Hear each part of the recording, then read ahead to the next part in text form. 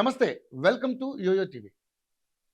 ఆంధ్రప్రదేశ్ రాష్ట్రంలో రాజకీయాలు శరవేగంగా మారిపోతా ఉన్నాయి. ఒకవైపు అధికార వైఎస్ఆర్సీపీ, మరోవైపు జనసేన, టీడీపీ అలయన్స్‌తో మరి ఈసారి ఏపీ రాజకీయాల్లో పరిస్థితులు ఏ విధంగా ఉండబోతున్నాయి? మరి ముఖ్యంగా చూసుకుంటే కాంగ్రెస్ పార్టీ కూడా ఈసారి మేము కూడా పోటీ చేయబోతున్నాం అనే ఉద్దేశంతోటి మరి వైఎస్ షర్మిల గారి అధ్యక్షతన కూడా అక్కడ కాంగ్రెస్ పార్టీ పావులు కదుపుతా ఉంది. సో ముఖ్యంగా చూసుకుంటే జనసేన, టీడీపీ పొత్తులో భాగంగా అదేవిధంగా బీజేపీ కూడా కలిసే అవకాశం ఉంది. సో ఈ 3 పార్టీల మధ్య పొత్తు ఏ విధంగా ఉండబోతుంది? అదేవిధంగా ఈ 3 పార్టీల మధ్య పోరు కూడా ఏ విధంగా ఉండబోతుంది అనేది కూడా మనం తెలుసుకుందాం. ముఖ్యంగా చూసుకుంటే ప్రకాశం డిస్ట్రిక్ట్ ఎర్రగొండపాలెం నుంచి ఒక యువరక్తం అంటే కాంగ్రెస్ నుంచి కొత్తగా యువరక్తం బయటికి రావడం జరుగుతూ ఉంది. సో ముఖ్యంగా చూసుకుంటే చిలక అనిల్ కుమార్ గారిని, ఆయన ఒక డాక్టర్, ఆయన కూడా ఈసారి మరి కాంగ్రెస్ పార్టీ నుంచి పోటీ చేసేందుకు సిద్ధపడతా ఉన్నారు. మరి అధిష్టానం మేరకు మరి ఆయనకి సీట్ వస్తుందా రాదా అనేది ఆయన మాటలు తెలుసుకుందాం. ఎందుకంటే ఈ నియోజకవర్గానికి ప్రాతినిధ్యం వహిస్తుంది ఆదిమూలపు సురేష్ గారు, ఆయన మినిస్టర్గా కూడా ఉన్నారు మరి వైఎస్ఆర్సీపీ నుంచి. సో ఆ నియోజకవర్గానికి సంబంధించి మరి అభివృద్ధి ఏమైనా జరిగిందా, మరి కాంగ్రెస్ పార్టీ నుంచి ఈయన ఎందుకు అక్కడి నుంచి పోటీ చేయాలనుకుంటున్నారు, అనేక అంశాలు అనిల్ కుమార్ని అడిగి తెలుసుకుందాం. అనిల్ కుమార్ గారు నమస్తే. నమస్తే. ముందు ముఖ్యంగా చూసుకుంటే ఆంధ్రప్రదేశ్ రాజకీయాలు ప్రజలకు కాస్త గందరగోళ పరిస్థితి కనబడుతూ ఉంది. సో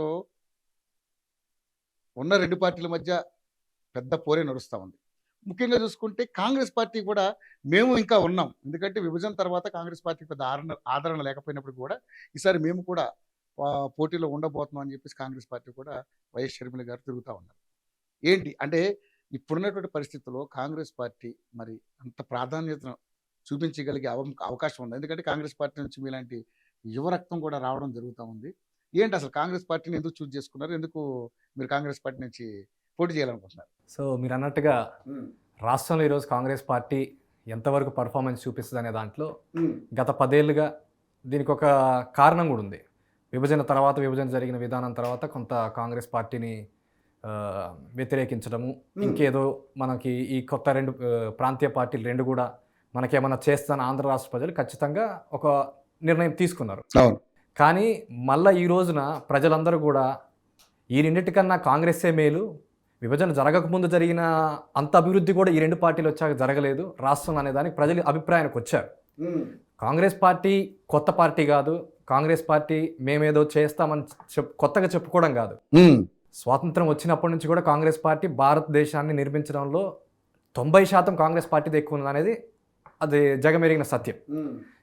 మనము ఉదాహరణకి ప్రాజెక్టులు కానీ, లేకపోతే ట్రాన్స్పోర్టేషన్ కానీ, లేకపోతే ఎడ్యుకేషన్ ఇన్స్టిట్యూషన్స్ కానీ, లేకపోతే మన అంతరిక్ష పరిశోధనలో కానీ, ఇలాంటి వివిధ రంగాల్లో కూడా నిర్మించుకుంటూ వచ్చిన పార్టీ కాంగ్రెస్ పార్టీ.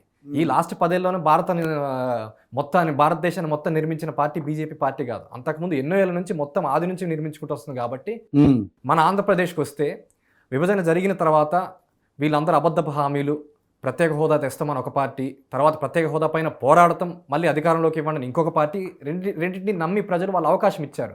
కానీ ఈరోజు రాష్ట్రంలో 2 పార్టీలు కూడా విఫలమైపోయినాయి. మేము కేంద్రం మెడలు ఉంచుతామని చెప్పేసి ఈ 2 పార్టీలు వెళ్ళి కేంద్రం దగ్గర నడుములు ఉంచారు. ఇది కేవలం వాళ్ళ వ్యక్తిగత లాభాల కోసం తప్పితే రాష్ట్రానికి మేలు జరిగింది ఏమీ లేదు. సో ఖచ్చితంగా కాంగ్రెస్ పార్టీయే మళ్ళీ మన రాష్ట్రం బాగుపడాలంటే రావాలనే దానికి ప్రజలు కూడా ఒక నిర్ణయానికి వస్తున్నారు. కానీ ఇది రాజకీయంగా ఎలా తీసుకెళ్లాలనేది మేము ప్లాన్ చేసుకున్న ప్రకారం, మేము అనుకున్న ప్రకారం మా అందరికీ మెయిన్ ఎసెట్ ఏంటంటే కాంగ్రెస్ పార్టీ అభిమానులకు కానీ, కాంగ్రెస్ పార్టీలో పనిచేయాలనుకున్న కార్యకర్తలకి, నాలాగా కొత్తగా నాయకులు అవ్వాలనుకునే వాళ్ళకి షర్మిల మేడం గారు అధ్యక్షత వహించడం. అంత కరిస్మాటిక్ లీడరు, అంత కమిట్మెంట్ ఉన్న లీడరు, అంత డెడికేటెడ్ ఉన్న లీడరు కాంగ్రెస్ పార్టీకి అధ్యక్షత వహిస్తే ఖచ్చితంగా గుణాత్మకమైన మార్పు ఎన్నికల్లో చూపించగలుగుతున్నాం. రేపు అధికారం ఫామ్ చేసే దగ్గర కూడా కాంగ్రెస్ కీలకంగా వ్యవహరించబోతుంది. సో ఈ విధంగా చూసుకుంటే కాంగ్రెస్ పార్టీ మైలేజ్ 100% త్రిముఖ పోటీలానే ఉంటుంది.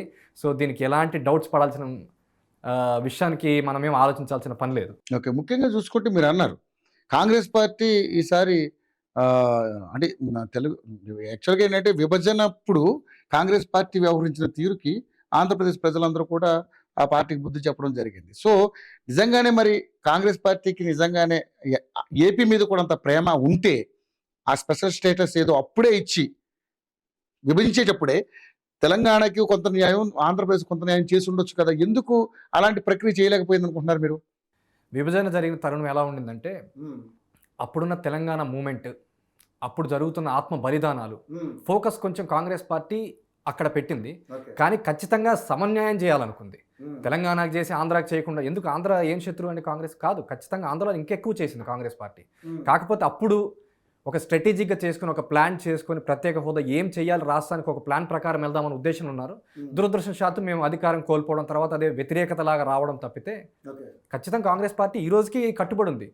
ఈ మధ్య కూడా షర్మిల మేడం చెప్తున్నట్టు ఖచ్చితంగా కాంగ్రెస్ పార్టీ అధికారం ఏర్పాటు చేస్తే మన భారతదేశంలో మొదటి సంతకం రాహుల్ గాంధీ గారు ప్రత్యేక హోదా మీద పెట్టబోతున్నారు. మా ఎజెండా కూడా అదే. ప్రత్యేక హోదా కానీ, లేకపోతే వీళ్ళు చేయాలనుకున్న స్టీల్ ప్లాంట్ ప్రైవేటైజేషన్ కానీ, లేకపోతే మన కోస్టల్ కారిడార్ డెవలప్మెంట్ కానీ, కడపలో ఉన్న ఈ ఉక్కు ఫ్యాక్టరీ పెట్టాలనుకున్నా కూడా, ఇలాంటి వివిధ అంశాలు కూడా మళ్ళీ రేపు కాంగ్రెస్ పార్టీ వస్తేనే ఇవన్నీ జరుగుతాయి. పోలవరం ఏమైందండి? 10 ఏళ్ళు ఎవరు ఎంత పురోగతి చూపించారు? చూపించలేదు. సో మళ్ళీ ప్రజలు ఏంటంటే, మొదలుపెట్టిన వాళ్ళే మళ్ళీ వచ్చి పూర్తి చేయాల్సి వస్తుంది. మళ్ళీ కాంగ్రెస్ పార్టీ వస్తేనే మన ఆంధ్రప్రదేశ్ బాగుపడుతుంది, మన నీళ్లు రావడం కానీ, ప్రాజెక్టులు పూర్తి చేసుకోవడం అనేది ఖచ్చితంగా క్లియర్ కనపడతా ఉంది మనకి. నేను కొత్తగా చెప్పేది ప్రజల అభిప్రాయానికి వచ్చారు ఈరోజు. సో ముఖ్యంగా చూసుకుంటే మీరు ఒక అంటే మా అంటే 30 సంవత్సరం ఉంటాయి మీకు అంతే. ఓకే. సో మీరు ఒక డాక్టర్, ఎంబీబీఎస్ కంప్లీట్ చేశారు, ఎండి చేయలేకపోయారు, పూర్తిగా డ్రాప్ అవుట్ అయ్యారు. ఇందుకు కారణాలు ఏంటి? నేను కాలేజ్లో ఉన్నప్పటి నుంచి కూడా సొసైటీలో ఏం జరుగుతుంది, ఎలా జరుగుతుంది, అసలు ఎలా రన్ అవుతుంది, ఈ ప్రజల యొక్క జీవితం ఎవరి వల్ల ఇంపాక్ట్ అవుతుంది, అది బాగుపడాలన్నా లేకపోతే చెడిపోవాలన్నా ఎవరి వల్ల అవుతుంది, దీన్ని ఎవరు మార్చగలుగుతారన్న ఉద్దేశంలో నేను అబ్జర్వ్ చేస్తూ మేము పలు డిస్కషన్స్ చేసుకుంటున్నప్పుడు నేను అర్థం చేసుకుంది అంటే, ఓకే, రాజకీయాలు అనేది ఒక మేజర్ ఇంపాక్ట్ క్రియేట్ చేయగలుగుతుంది, ఖచ్చితంగా ప్రజల జీవితాల్లో మార్పు తేగలుగుతుంది. అది good or bad. So mostly గుడ్డే ఉంటుంది. సో మనం ఈ రాజకీయాల నాయకులు ఏం చేస్తున్నారు, ఎలా చేస్తున్నారు అనేది కొంచెం అబ్జర్వ్ చేయడం స్టార్ట్ చేసుకున్నాం. అప్పటి నుంచి నాకేమనిపించిందంటే, నా చుట్టూ జరుగుతున్న సంఘటనలు చూసి, వివక్షలు చూసి, అలాంటివన్నీ చూసినప్పుడు నాకేమనిపించిందంటే, మనం కూడా ఎన్నాళ్ళు తలంచుకొని ఇలానే ఉంటే పర్లేదు వెళ్దామన్న దానికన్నా మనం ఏమైనా చేయగలుగుతామా? చదువుకున్న వాళ్ళము, అవగాహన ఉంది, పోరాడే స్ఫూర్తి ఉంది, కాబట్టి ఖచ్చితంగా మనలాంటి వాళ్ళు రాజకీయాల్లోకి వస్తే బాగుంటుందన్న ఉద్దేశం నాకు ఎప్పటి నుంచో ఉంది. కాకపోతే ఇంకా ఎంబీబీఎస్ అయిపోయి అందరిలానే నేను కూడా పీజీ చేయాలనుకున్న తర్వాత ఎండి ఎయిమ్స్లో జాయిన్ అయిన తర్వాత నాకు అప్పటి నుంచి నాకెందుకో ఒక మనసులో సంతృప్తి లేదు. మళ్ళీ ఎండి ఫినిష్ చేసుకొని మళ్ళీ తర్వాత లక్షల రూపాయల జీతం తీసుకొని ఆ తర్వాత మనమే ఎదుగుదల, మన ఫ్యామిలీ అన్నట్టు కాకుండా ఇప్పుడు అనిపిస్తుంది, మనం యువకులు ఉన్నప్పుడే ప్రజల్లోకి వెళ్ళి ప్రజల్లో పోరాటం చేస్తే ఖచ్చితంగా ఈ రకంగా ఎక్కువ మంచి చేయొచ్చు. నాకు అది వ్యక్తిగతంగా సంతృప్తి ఇస్తుంది. సో నేనేదో లగ్జరీ తెచ్చేసుకొని బంగ్లాలు కట్టుకొని కార్లు కొనుక్కునే దానికంటే ప్రజల దగ్గర నుంచి ఒక మంచి పేరు తెచ్చుకుంటే, సో అది నాకు ఎక్కువ మనసుకు చాలా సంతృప్తి అనిపించేది. సో అందుకని నేను కూడా ఓకే, నవ్ ఆర్ నెవర్, ఈరోజు ఉంటామో పోతామో తెలియదు, ఉన్నన్ని రోజులు మనం ఏం చేయాలనుకుని అది చేద్దాం ఇష్టపడి. సో ఆ ఉద్దేశం మహామహుల వల్లే కాలేదు, రాజకీయాల్లో కాకలు తిరిగినటువంటి యోధులకే కాలేదు. మీరు చూస్తే చిన్నపిల్లోడు పైగా ఏదో శుభ్రంగా హ్యాపీగా ఎంబీబీఎస్ చేసుకున్నారు, 4 ఆపరేషన్లతో శుభ్రంగా హ్యాపీగా 4 డబ్బులు సంపాదించుకో. ఎందుకు మీ కష్టాలు ఎందుకు ఏంటండి? అంటే కష్టాలు కోరి తెచ్చుకుంటున్నారా మీరు? ఇది కష్టం అనుకుంటే కష్టం అండి, కానీ ఇష్టపడి చేస్తున్నాం. మీరు అన్నట్టు జీవితం బాగుంటుంది, అంతా బాగుంటుంది, కాకలు తిరిగిన వాళ్ళే రాజకీయం చేయలేం. మా దృష్టి ఏంటంటే, అంటే అది అలా టర్న్అవుట్ అయింది కానండి. అసలు రాజకీయం అంటే ప్రజల అభిప్రాయం, ప్రజల దగ్గర నమ్మకం మొదలు వాళ్ళ సమస్యలపైన మనం పోరాడితే వాళ్ళే నాయకులు చేస్తారండి. మనం అనుకుంటున్నాం ఈ రోజు పెద్ద పెద్ద నాయకులందరూ కూడా నా ఏజ్లో స్టార్ట్ చేసిన వాళ్ళే. ఎంతోమంది యువకులు యువజన కాంగ్రెస్ పార్టీ నుంచి ఈరోజు సెంట్రల్ మినిస్టర్లు చేసి పెద్ద పెద్ద నాయకులు ఉన్నారు. సో ఇదేం కొత్త కాదు నేను రావడం. కాకపోతే రాజకీయం అనేది వేరే వాటితో ముడిపెట్టి అలా పొట్రే చేస్తున్నారు, కానీ ప్రజల నమ్మకం, ప్రజాభిప్రాయం, ప్రజల తీర్పే ఒక రాజకీయ నాయకుడిని ఎవరినైనా పెద్దోళ్ళని చేయడమైనా, లేకపోతే తప్పుడు హామీలు ఇచ్చి మేము అది చేస్తాం ఇది చేసాం ఎంత పెద్ద నాయకుడినైనా కిందకి తీసుకురావాలని ప్రజాభిప్రాయం. సో రాజకీయం అంటే నా దృష్టిలో ప్రజల అభిప్రాయం మాత్రమే. వాళ్ళ అభిప్రాయం, వాళ్ళ నమ్మకం మనం తెప్పించుకోగలిగితే ఖచ్చితంగా మనం ఒకరోజు ఎవాల్వ్ అయిపోతాం. ఓకే. చాలామంది మీలాగే ఏదో ఒక రకమైనటువంటి ఆకర్షణకు లోనయ్యి మిడిమిడి జ్ఞానంతో ఇలాంటి రాంగ్ స్టెప్స్ వేసి చాలా ఇబ్బందులు పడ్డటువంటి సందర్భాలు ఉన్నాయి. మీరు అటువంటి వాటిని మీరు ఛేదించగలరని నమ్మకం మీకుందా అసలు? ఖచ్చితంగా మీరు అన్నట్టు చాలామంది వచ్చి ఒక విధానం చేయాలన్న తర్వాత గ్రౌండ్ లెవెల్కి వెళ్ళిన తర్వాత విఫలమైన నిజమే. కాకపోతే ఒక కమిట్మెంట్ ఉండాలి. వెళ్ళగానే మనం నాయకులం అయిపోతాం, వెళ్ళగానే మనము ఎలక్షన్లోకి వెళ్ళిపోవాలి, వెళ్ళగానే అన్నట్టు కాకుండా రాజకీయం ఎలా చేయాలి, ఎక్కడ చేయాలనేది ఒక ప్లాన్డ్కి వెళ్తే ఖచ్చితంగా మనకి మంచి ప్రోగ్రెస్ ఉంటుంది. నేనేం చేశాను వ్యక్తిగతంగా, ఎలక్షన్ టైంలోకి వచ్చేసి ఒక పార్టీలో జాయిన్ అయిపోయి లేకపోతే టికెట్ అడిగి ఇస్తే పోటీ చేద్దాం, లేకపోతే మళ్ళీ వైద్యానికి వెళ్దాం అన్నట్టు కాకుండా మంచి జీవితం, మంచి ప్లేస్లో ఉన్నా కూడా వచ్చి ప్రజల మధ్య తిరిగి కనీసం 2-3 ఏళ్ళు ప్రజల మధ్యలో ఉండి వాళ్ళ సమస్యలు కనుక్కొని గ్రామం తిరిగి అక్కడ మనం తెలుసుకున్న తర్వాత ప్రజలే మన మీద ఒక నమ్మకంతో వాళ్ళ నాయకులు చేస్తారు. ఈరోజు నేను పోటీ చేయాలనుకుంటున్నాను, నాకు టికెట్ ఇచ్చిన తర్వాత పోటీ చేస్తాను, గెలిచినా ఓడిపోయినా కూడా ఖచ్చితంగా మళ్ళీ ప్రజల్లో ఉండగలిగితే ఒకరోజు మన దగ్గరికి వస్తుంది. సో ఆ కమిట్మెంట్ ఉండాలి. ఇన్స్టెంట్ పొలిటికల్ బెనిఫిట్స్ కోసం వస్తే ఖచ్చితంగా భంగపడి వెళ్ళిపోవాల్సి వస్తుంది. కానీ ఇదే దాంట్లో ఉండాలన్న ఒక కమిట్మెంట్ వస్తే we can do it definitely. సరిగ్గా రాజకీయాల గురించి పెద్దగా తెలియకపోవచ్చు నాకు తెలిసి, మేబీ పెద్ద ఎక్స్పీరియన్స్ కూడా లేదు. మీరు ఈ 2 ఏళ్ళు అంటే మీరు అసలు రాజకీయాల గురించి తెలుసుకుంటానికే మ్యాక్సిమం సగం టైం మీకు గడిచిపోతుంది నాకు తెలిసి. సో ఏంటి అంటే ఏ హోప్ తోటి ఈ రాజకీయాల్లో దిగుదాం అనుకో, అది కూడా కాంగ్రెస్ పార్టీకి ఆంధ్రప్రదేశ్లో పెద్దగా ఆదరణ కోల్పోయింది ఇప్పుడు వరకు. ఆ పార్టీని మీరు చూస్ చేసుకోవడంలో గల కారణాలు ఏమైనా ఉన్నాయా, బలమైన కారణాలు? అంటే మీకు సీటు గ్యారంటీ వస్తుందని నమ్మకంతోనే ఈ ప్రయత్నాలు కొనసాగిస్తున్నారా మీరు? నేను అదే అంటున్నా, కమిట్మెంట్ ఏంటంటే మనకి వస్తుంది అన్న ఒక నమ్మకం ఉండి నమ్మకంతో కష్టపడి పనిచేస్తే ఖచ్చితంగా అవకాశం వస్తుంది. సరే, అవకాశం వస్తుందా రాదా అనేది భవిష్యత్తు. పార్టీ క్యాలిక్యులేషన్స్ పార్టీకి ఉంటే వాళ్ళకి ఒక కమిటీ ఉంటుంది, మనకి పార్టీకి ఎంతవరకు ఉపయోగపడుతుంది ఎలక్షన్లో ఈ క్యాండిడేట్ పెడితే అని ఉంటుంది. కానీ ఖచ్చితంగా కాంగ్రెస్ పార్టీ మీరు అన్నట్టు అంతంత మాత్రం అన్నా కూడా ఎక్కడన్నా చూడండి, ఏ పార్టీ పుట్టినప్పుడైనా లేకపోతే కాంగ్రెస్ పార్టీ కొత్త ఏం కాదు, మళ్ళా పునర్వైభవం తెచ్చుకోవడం కోసం మంచి లీడర్స్ వచ్చి మంచి వర్క్ చేసి ప్రజలు నమ్మకం పొందగలిగితే అమాంతం మేము అధికారంలోకి వచ్చిన సందర్భాలు కూడా ఉన్నాయి. ఉదాహరణకు తెలంగాణలో ఎలా ఉందండి, జిహెచ్ఎంసీ ఎలక్షన్స్లో ఎంత పర్ఫార్మెన్స్ ఉండేది కాంగ్రెస్ తెలంగాణలో. ఈరోజు అధికారం ఎవరు ఫామ్ చేశారండి? కాంగ్రెస్కి కరిస్మాటిక్ లీడర్స్ వచ్చి కమిట్మెంట్ ఉన్న లీడర్స్ వస్తే డెఫినెట్లీ అధికారం విత్ ఇన్ మంత్స్లోనే తెచ్చుకోగలుగుతుంది. ఓకే, కానీ ఏపీ పరిస్థితి అట్లా లేదు కదా. ఎందుకంటే విభజించినప్పుడు దారుణంగా విభజించారు, ఏపీని అనాథం చేశారనే ఉద్దేశం ప్రజలందరిలో నాటుకుపోయింది. దాని నుంచి మీరు అంటే ఆ పార్టీ కోలుకోవడానికి చాలా టైం పెట్టే అవకాశం ఉంది. సో ఇప్పుడు మా అంటే 10 సంవత్సరాలు అయ్యింది, కానీ ఒక 20-30 సంవత్సరాల వరకు కాంగ్రెస్కి అక్కడ మాట్లాడే పరిస్థితి లేదని చాలామంది మాట్లాడుకున్నటువంటి సందర్భాలు. సో ఏంటి మీ ప్రయత్నం ఏంటంటే దీన్ని నిజంగా సాధించగలరని నమ్మకం ఉందా మీకైనా కానీ, అధిష్టానానికి కానీ, షర్మిల గారికి కానీ, ఎవరికైనా కానీ? 100% నమ్మకం ఉందండి. ఆంధ్రప్రదేశ్ ప్రజల యొక్క పల్స్ ఎలా ఉందంటే ఈరోజు పక్క రాష్ట్రాలతో పోల్చుకుంటున్నారు. మా రాష్ట్రం ఎందుకు ఇలా ఉంది, మేము తొందరగా ఆ రాష్ట్రాల పర్ఫార్మెన్స్ దిశలో ఎప్పుడు వెళ్ళగలుగుతాం అనేది ఒక ఫైర్ ఉంది ప్రజల్లో. కంపారిటివ్ స్టడీ వచ్చినప్పుడు ఏంటంటే మన డెసిషన్స్ కూడా క్విక్ ఉంటాయి. సో ఈ విధంగా తెలంగాణ ఈ విధంగా వెళ్తుంది, కర్ణాటక ఈ విధంగా వెళ్తుంది, చెన్నై ఈ విధంగా వెళ్తున్నాం. వాళ్ళ మధ్యలో మనం ఉండాలంటే మన చేతుల్లోనే మనం తీసుకున్న నిర్ణయం ఉంది కాబట్టి అందుకనే మొన్న టీడీపీ ఎంత అద్భుతంగా పర్ఫామ్ చేసుకున్నా అనుకున్నా కూడా వైసీపీకి ఇచ్చారు, వైసీపీ ఎంత అద్భుతంగా పర్ఫామ్ చేసుకున్నా అని అనుకున్నా కూడా వేరే వైసీపీని మార్చే పరిస్థితి. సో డెసిషన్స్ చాలా క్విక్ ఉంటున్నాయి. మనం ఈ ఓటింగ్ సరళి కానీ చూస్తే చాలా డైనమిక్ డెసిషన్స్ ఉంటున్నాయి. సో ఈ విధంగా చూస్తే ఆంధ్రప్రదేశ్ ప్రజలు ఖచ్చితంగా నిరాశ నిస్పృహకు వచ్చేసారు. ఆంధ్రప్రదేశ్ మళ్ళా పునర్వైభవం రావాలంటే మన రాష్ట్రం అన్ని విధాలుగా పర్ఫామ్ చేయాలంటే ఖచ్చితంగా ఒక అడిషనల్ హెల్ప్ కావాలి. బికాస్ ప్రాంతీయ పార్టీ వచ్చిందండి, చంద్రబాబు నాయుడు గారు బీజేపీ పొత్తులో ఉండి మేము సెంట్రల్ నుంచి చాలా నిధులు తెస్తామన్నారు, ప్రత్యేక హోదా కోసం వస్తున్నారు. మళ్ళీ వారే ఎలక్షన్ ముందు డిఫర్ అయిపోయారు. తర్వాత జగన్మోహన్ రెడ్డి గారు ప్రతిపక్షంలో ఉన్నప్పుడు మేము ప్రత్యేక హోదా తెస్తాము, కేంద్రం మెడలో ఉంచి ప్రత్యేక హోదా తెస్తామన్నారు. మళ్ళీ తర్వాత ఎలక్షన్ అయిపోగానే వెళ్ళేసి ఏం చేశారంటే మనకు నెంబర్స్ అనుకూలంగా లేవు, సో మనం అడిగే పరిస్థితి లేదు కాబట్టి ఇంకొంచెం మళ్ళీ పరిస్థితి వచ్చినప్పుడు చూద్దామన్నారు. సో ప్రజలు వీటికి ఖచ్చితంగా వెన్నుపోటు పొడిచారు ప్రజలకి. సో ఈ విధంగా ఉన్నప్పుడు మళ్ళీ ఆంధ్రప్రదేశ్ రాష్ట్రం బాగుపడాలంటే సెంట్రల్ నుంచి ప్రత్యేక నిధులు రావాలి.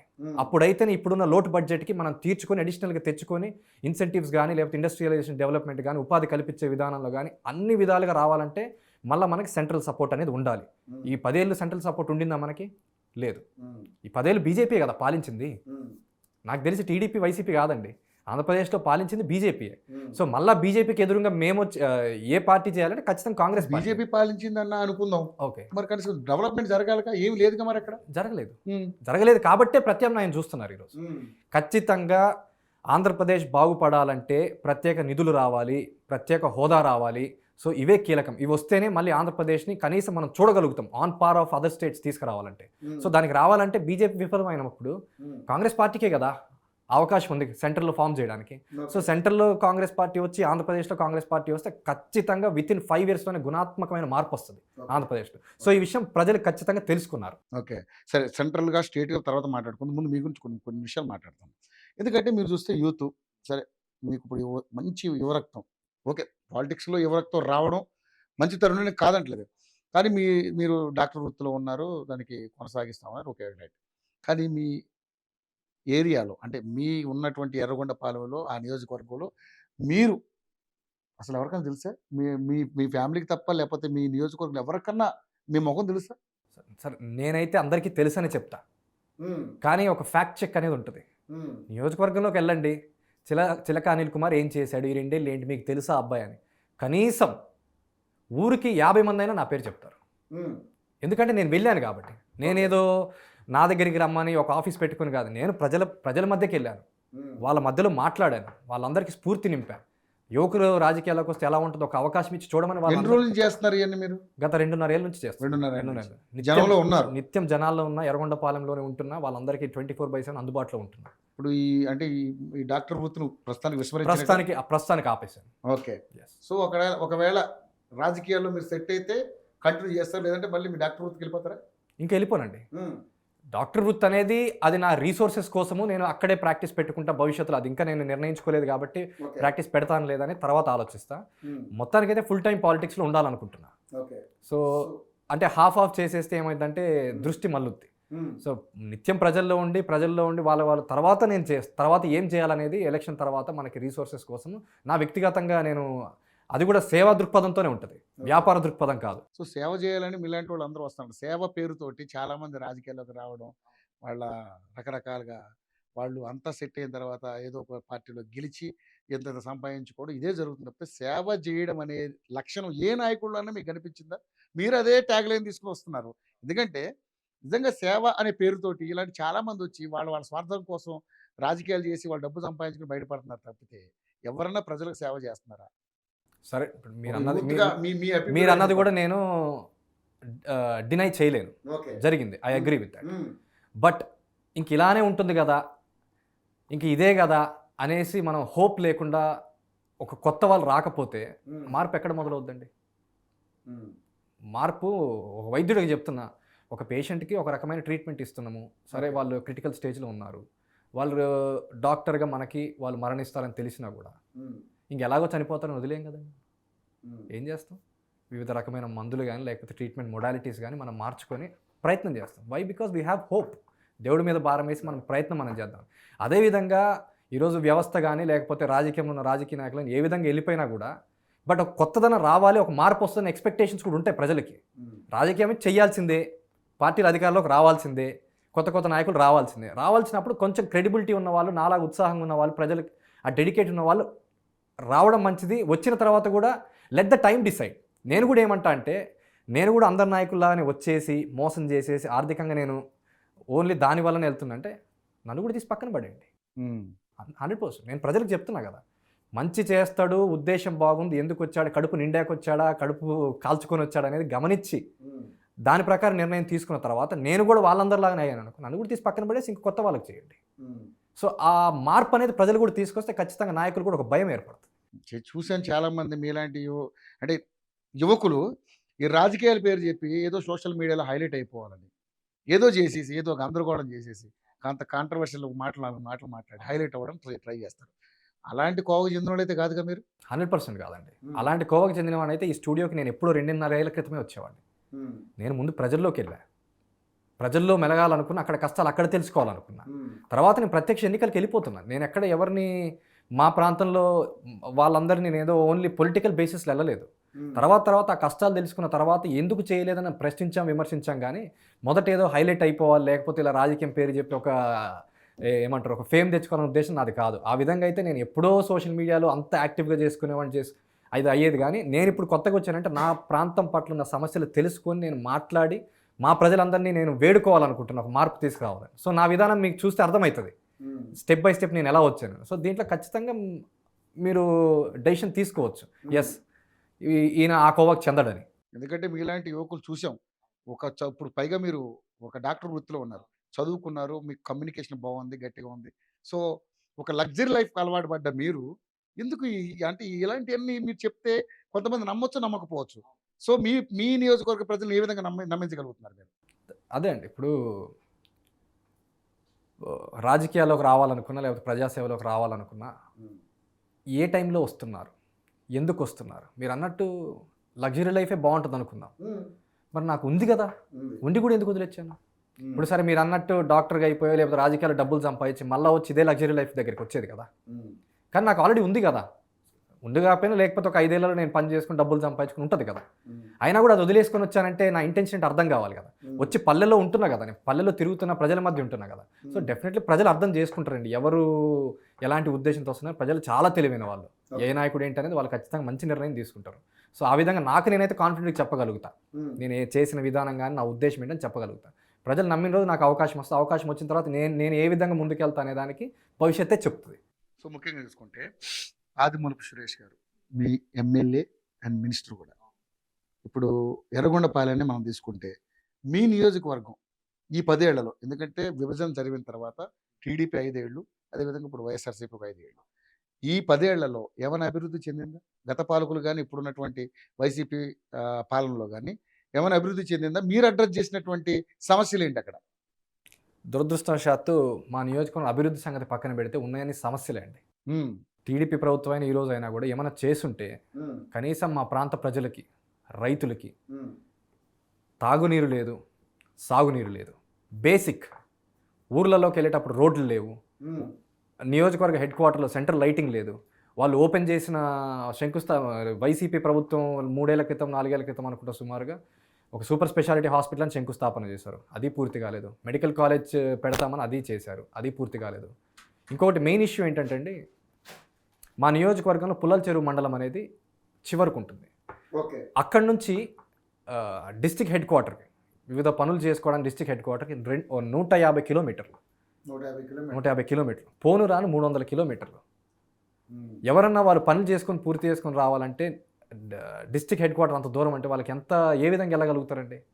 సో దాని గురించి మా నియోజకవర్గ ప్రజలందరూ కూడా మాకు దగ్గరలో ఉన్న మార్కాపురం టౌన్ని డిస్టిక్ ప్రత్యేక జిల్లా చేయమని అడిగారు. అది పుల్లల చెరువు నుంచి ఒక 50 కిలోమీటర్లు ఉంటుంది. మా నియోజకవర్గ హెడ్ క్వార్టర్ సుమారుగా 20 నుంచి 25 kilometre, 30-35 if I'm not wrong. So అంతవరకు ఉంటుంది. సో చాలా సానుకూలంగా ఉంటుంది అది. కానీ దీన్ని ప్రజల్లో నుంచి వచ్చిన ఉద్యమాన్ని సురేష్ గారు అనగదొక్కేసి అసెంబ్లీలో కానీ లేకపోతే ముఖ్యమంత్రి గారి దగ్గర ఎలాంటి ప్రస్తావన తేలేదు. దురదృష్టకరం. సో ఎర్రగొండపాలెం నియోజకవర్గానికి ఒక మంచి అవకాశం ఉంది. ఎస్, సురేష్ గారు వైసీపీ పార్టీ నుంచి గెలవడము, తర్వాత వారు మంత్రిగా రావడము, 2 దఫాలుగా మంత్రిగా రావడం ఒక నియోజకవర్గం అదృష్టం. మా ఎమ్మెల్యే మంత్రి కావడం అని అదృష్టం. కానీ ఆ మంత్రిగా ఉన్నప్పుడు వారు ఆ అవకాశాన్ని ఎంతవరకు వినియోగించుకొని నియోజకవర్గానికి ఏం చేశారు? వెలిగొండ ప్రాజెక్ట్ పరిస్థితి ఏమైంది? మార్కాపురం జిల్లా పరిస్థితి ఏమైంది? T5 కెనాల్ పరిస్థితి ఏమైంది? రోడ్ల పరిస్థితి ఏమైంది? లైటింగ్ పరిస్థితి ఏమైంది? ఈరోజు కొన్ని గ్రామాల్లోకి వెళ్తే మురికి వాడల్లో బ్రతుకుతున్నారు. ఎర్రగొండపాలెం వచ్చి చూడండి ఎన్ని ట్యాంకర్లు తిరుగుతాయో. ఆ ట్యాంకర్లు సరిపో, ప్రజలందరూ బిందెలు తెచ్చుకొని కొట్టుకునే పరిస్థితి ఇప్పటికీ. పొలాల నుంచి నడుచుకుంటే 2-3 కిలోమీటర్లు. మీరు చెప్తున్న లెక్క ప్రకారం అయితే బాగా వెనుకబడిన ప్రాంతం మీ నియోజకవర్గం. పశ్చిమ ప్రాంతంలో అత్యంత వెనుకబడిన ప్రాంతం మా ప్రాంతం ఎర్రగొండపాలెం. చాలా దయనీయమైన స్థితిలో ఉంది. ఇప్పుడు నేను చెప్పేది కరెక్టా కాదంటే మనం ప్రాంతానికి వెళ్తే తెలుస్తుంది కదా. ఒక ఇండస్ట్రియలైజేషన్ లేదు, లేకపోతే ఏమన్నా విద్యా సంస్థలు తెద్దామని లేదు, లేకపోతే రైతులకి ఏమైనా ఫేవర్గా పంటలు ఎలా పండించాలి, లేకపోతే వాళ్ళని ఏం చేపించి వాళ్ళని అక్కడ ఆదాయం పెంచాలనేది కూడా లేదు. ఉదాహరణకి మా నియోజకవర్గంలో ఎక్కువగా పండేది మిర్చి. గుంటూరు అంటే ఒక చోట బెల్ట్ అంతా మిర్చి. నాకు తెలిసి ఈ మాచర్ల కూడా చాలా దగ్గరగానే. సో మిర్చి కానీ, లేకపోతే కందులు కానీ, లేకపోతే స్వీట్ కానీ అట్లా వివిధంగా వేసుకుంటారు. నీటి సరఫరా బట్టి ఇవి ఫేవరబుల్గా ఉంటాయి. అలాంటి మిర్చి దానికి కూడా అక్కడ మిర్చి ఎక్కువ పండుతున్నప్పుడు దానికి అనుగుణంగా ఒక కోల్డ్ స్టోరేజ్ కానీ, లేకపోతే మిర్చిని తీసుకొచ్చి దాన్ని కారంగా మార్చి ఏమన్నా ఫ్యాక్టరీస్ తీసుకొచ్చేసి అక్కడ యువకులకి ఉద్యోగ అవకాశాలు లేకపోతే అవి కల్పిస్తూ ఇది చెయ్యొచ్చు. కానీ దాని పట్ల ఎవరూ ఆలోచించలేదు, ఎవరు కూడా దానిపైన దృష్టి పెట్టలేదు. సో ఇవన్నీ చూస్తుంటే ఖచ్చితంగా నాయకులు ఎర్రగొండపాలెం నియోజకవర్గాన్ని కేవలం వాళ్ళ రాజకీయ భవిష్యత్తు కోసం, వాళ్ళ వ్యక్తిగత భవిష్యత్తు కోసం ఖాళీగా వచ్చి సంచులు తెలుతున్నారు తప్పితే, నియోజకవర్గాన్ని నిధిగా మార్చుకున్నారు తప్పితే, మా నియోజకవర్గానికి ఒక నిధి క్రియేట్ చేసి అది ప్రజలకు ఉపయోగపడేటట్టు ఎవరు చేయలేదు. దురదృష్టకరం. అది ఈరోజు ప్రజల్లో కూడా అదే నానుతుంది. సో 2.5 ఏళ్ళుగా మీరు వీటి మీద ఏం పోరాటం చేయగలిగారు? మేము ప్రశ్నించాం ప్రజల తరపున. మేము అదే అంటున్నాం కదా, ప్రజల్లోకి వెళ్ళి నేనేం చెప్పానంటే, ఈ విధంగా మన నియోజకవర్గాన్ని అన్యాయం చేస్తున్నారు, నాయకత్వ మార్పు అవసరము, పార్టీ మత్తులో లేకపోతే అభిమానం మత్తులో పడిపోయి మీరు ఓటు నిర్వీర్యం చేసుకోకండి, చాలా తెలివిగా ఆలోచించండి, మన ఇల్లు మనమే బాగు చేసుకుందాము, అలాంటి కొత్త నాయకత్వం తేవాలి. ముఖ్యంగా మా దగ్గర మా ఎర్రగొండపాలెం నియోజకవర్గం నుంచి, నియోజకవర్గం ఏర్పాటైన దగ్గర నుంచి కూడా పక్క నుంచి ఇంపోర్ట్ చేసుకుంటున్నాం మేము నాయకుల్ని.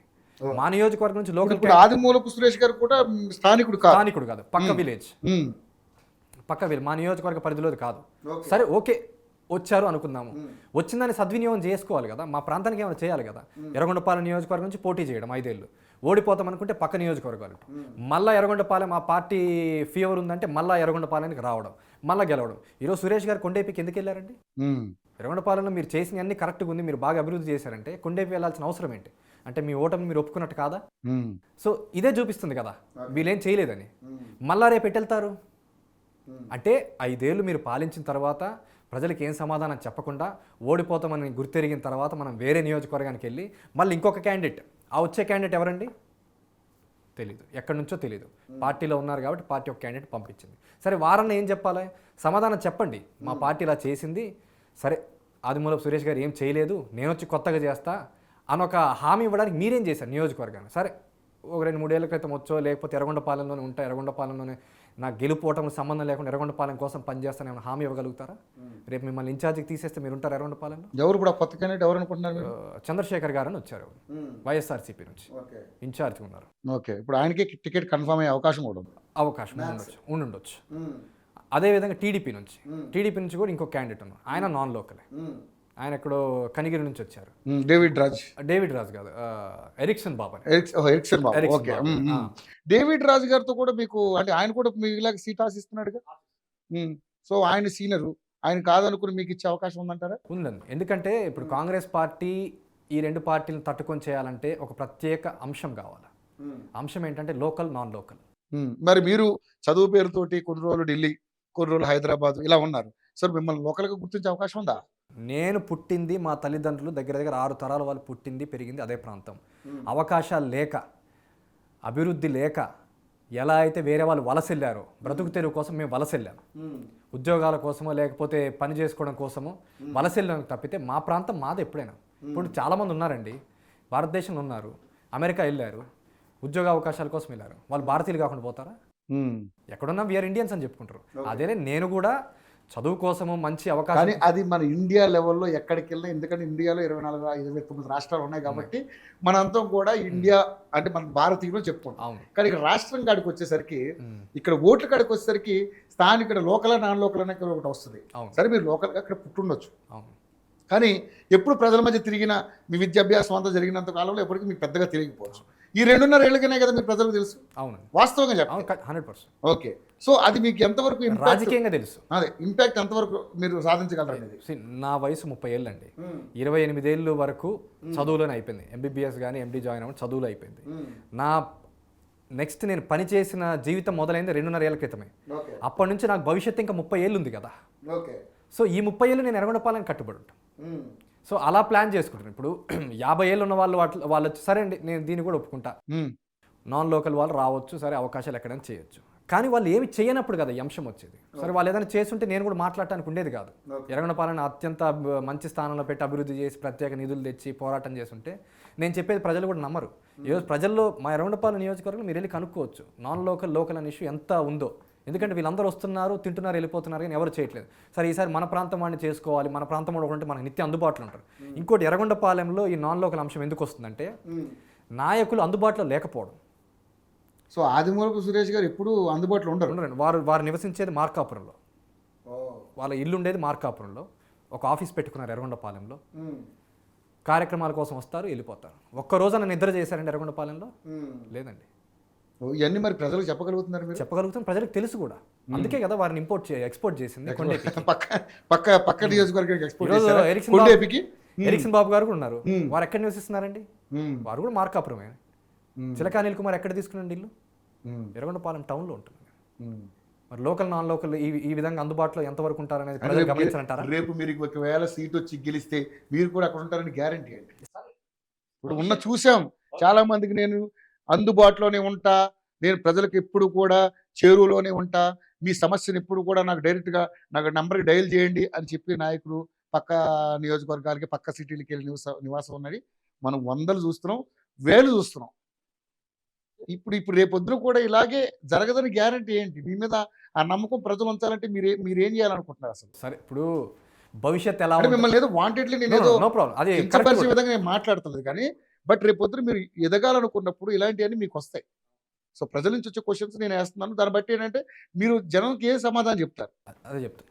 ఇప్పుడు భవిష్యత్తు ఎలా ఉంటుంది, భవిష్యత్తు నేను ఇలానే ఉంటా, నేను బల్లగుద్ది చెప్తాను, కాన్ఫిడెంట్ చెప్తాను.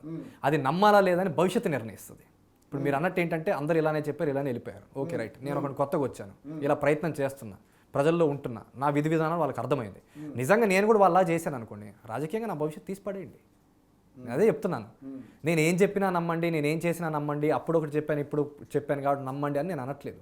ఇప్పుడున్న ప్రస్తుత పరిస్థితుల్లో మిగతా నాయకుల్లో మన ఎర్రగొండపాలెం పరిస్థితి దయనీయమైన స్థితిలో ఉంది కాబట్టి ఈ అంశం కొంచెం మనం అందుబాటులో ఉండే నాయకుడు వస్తే ఒక చూడండి, నేను కూడా వాళ్ళ మాదిరిగా ఉంటే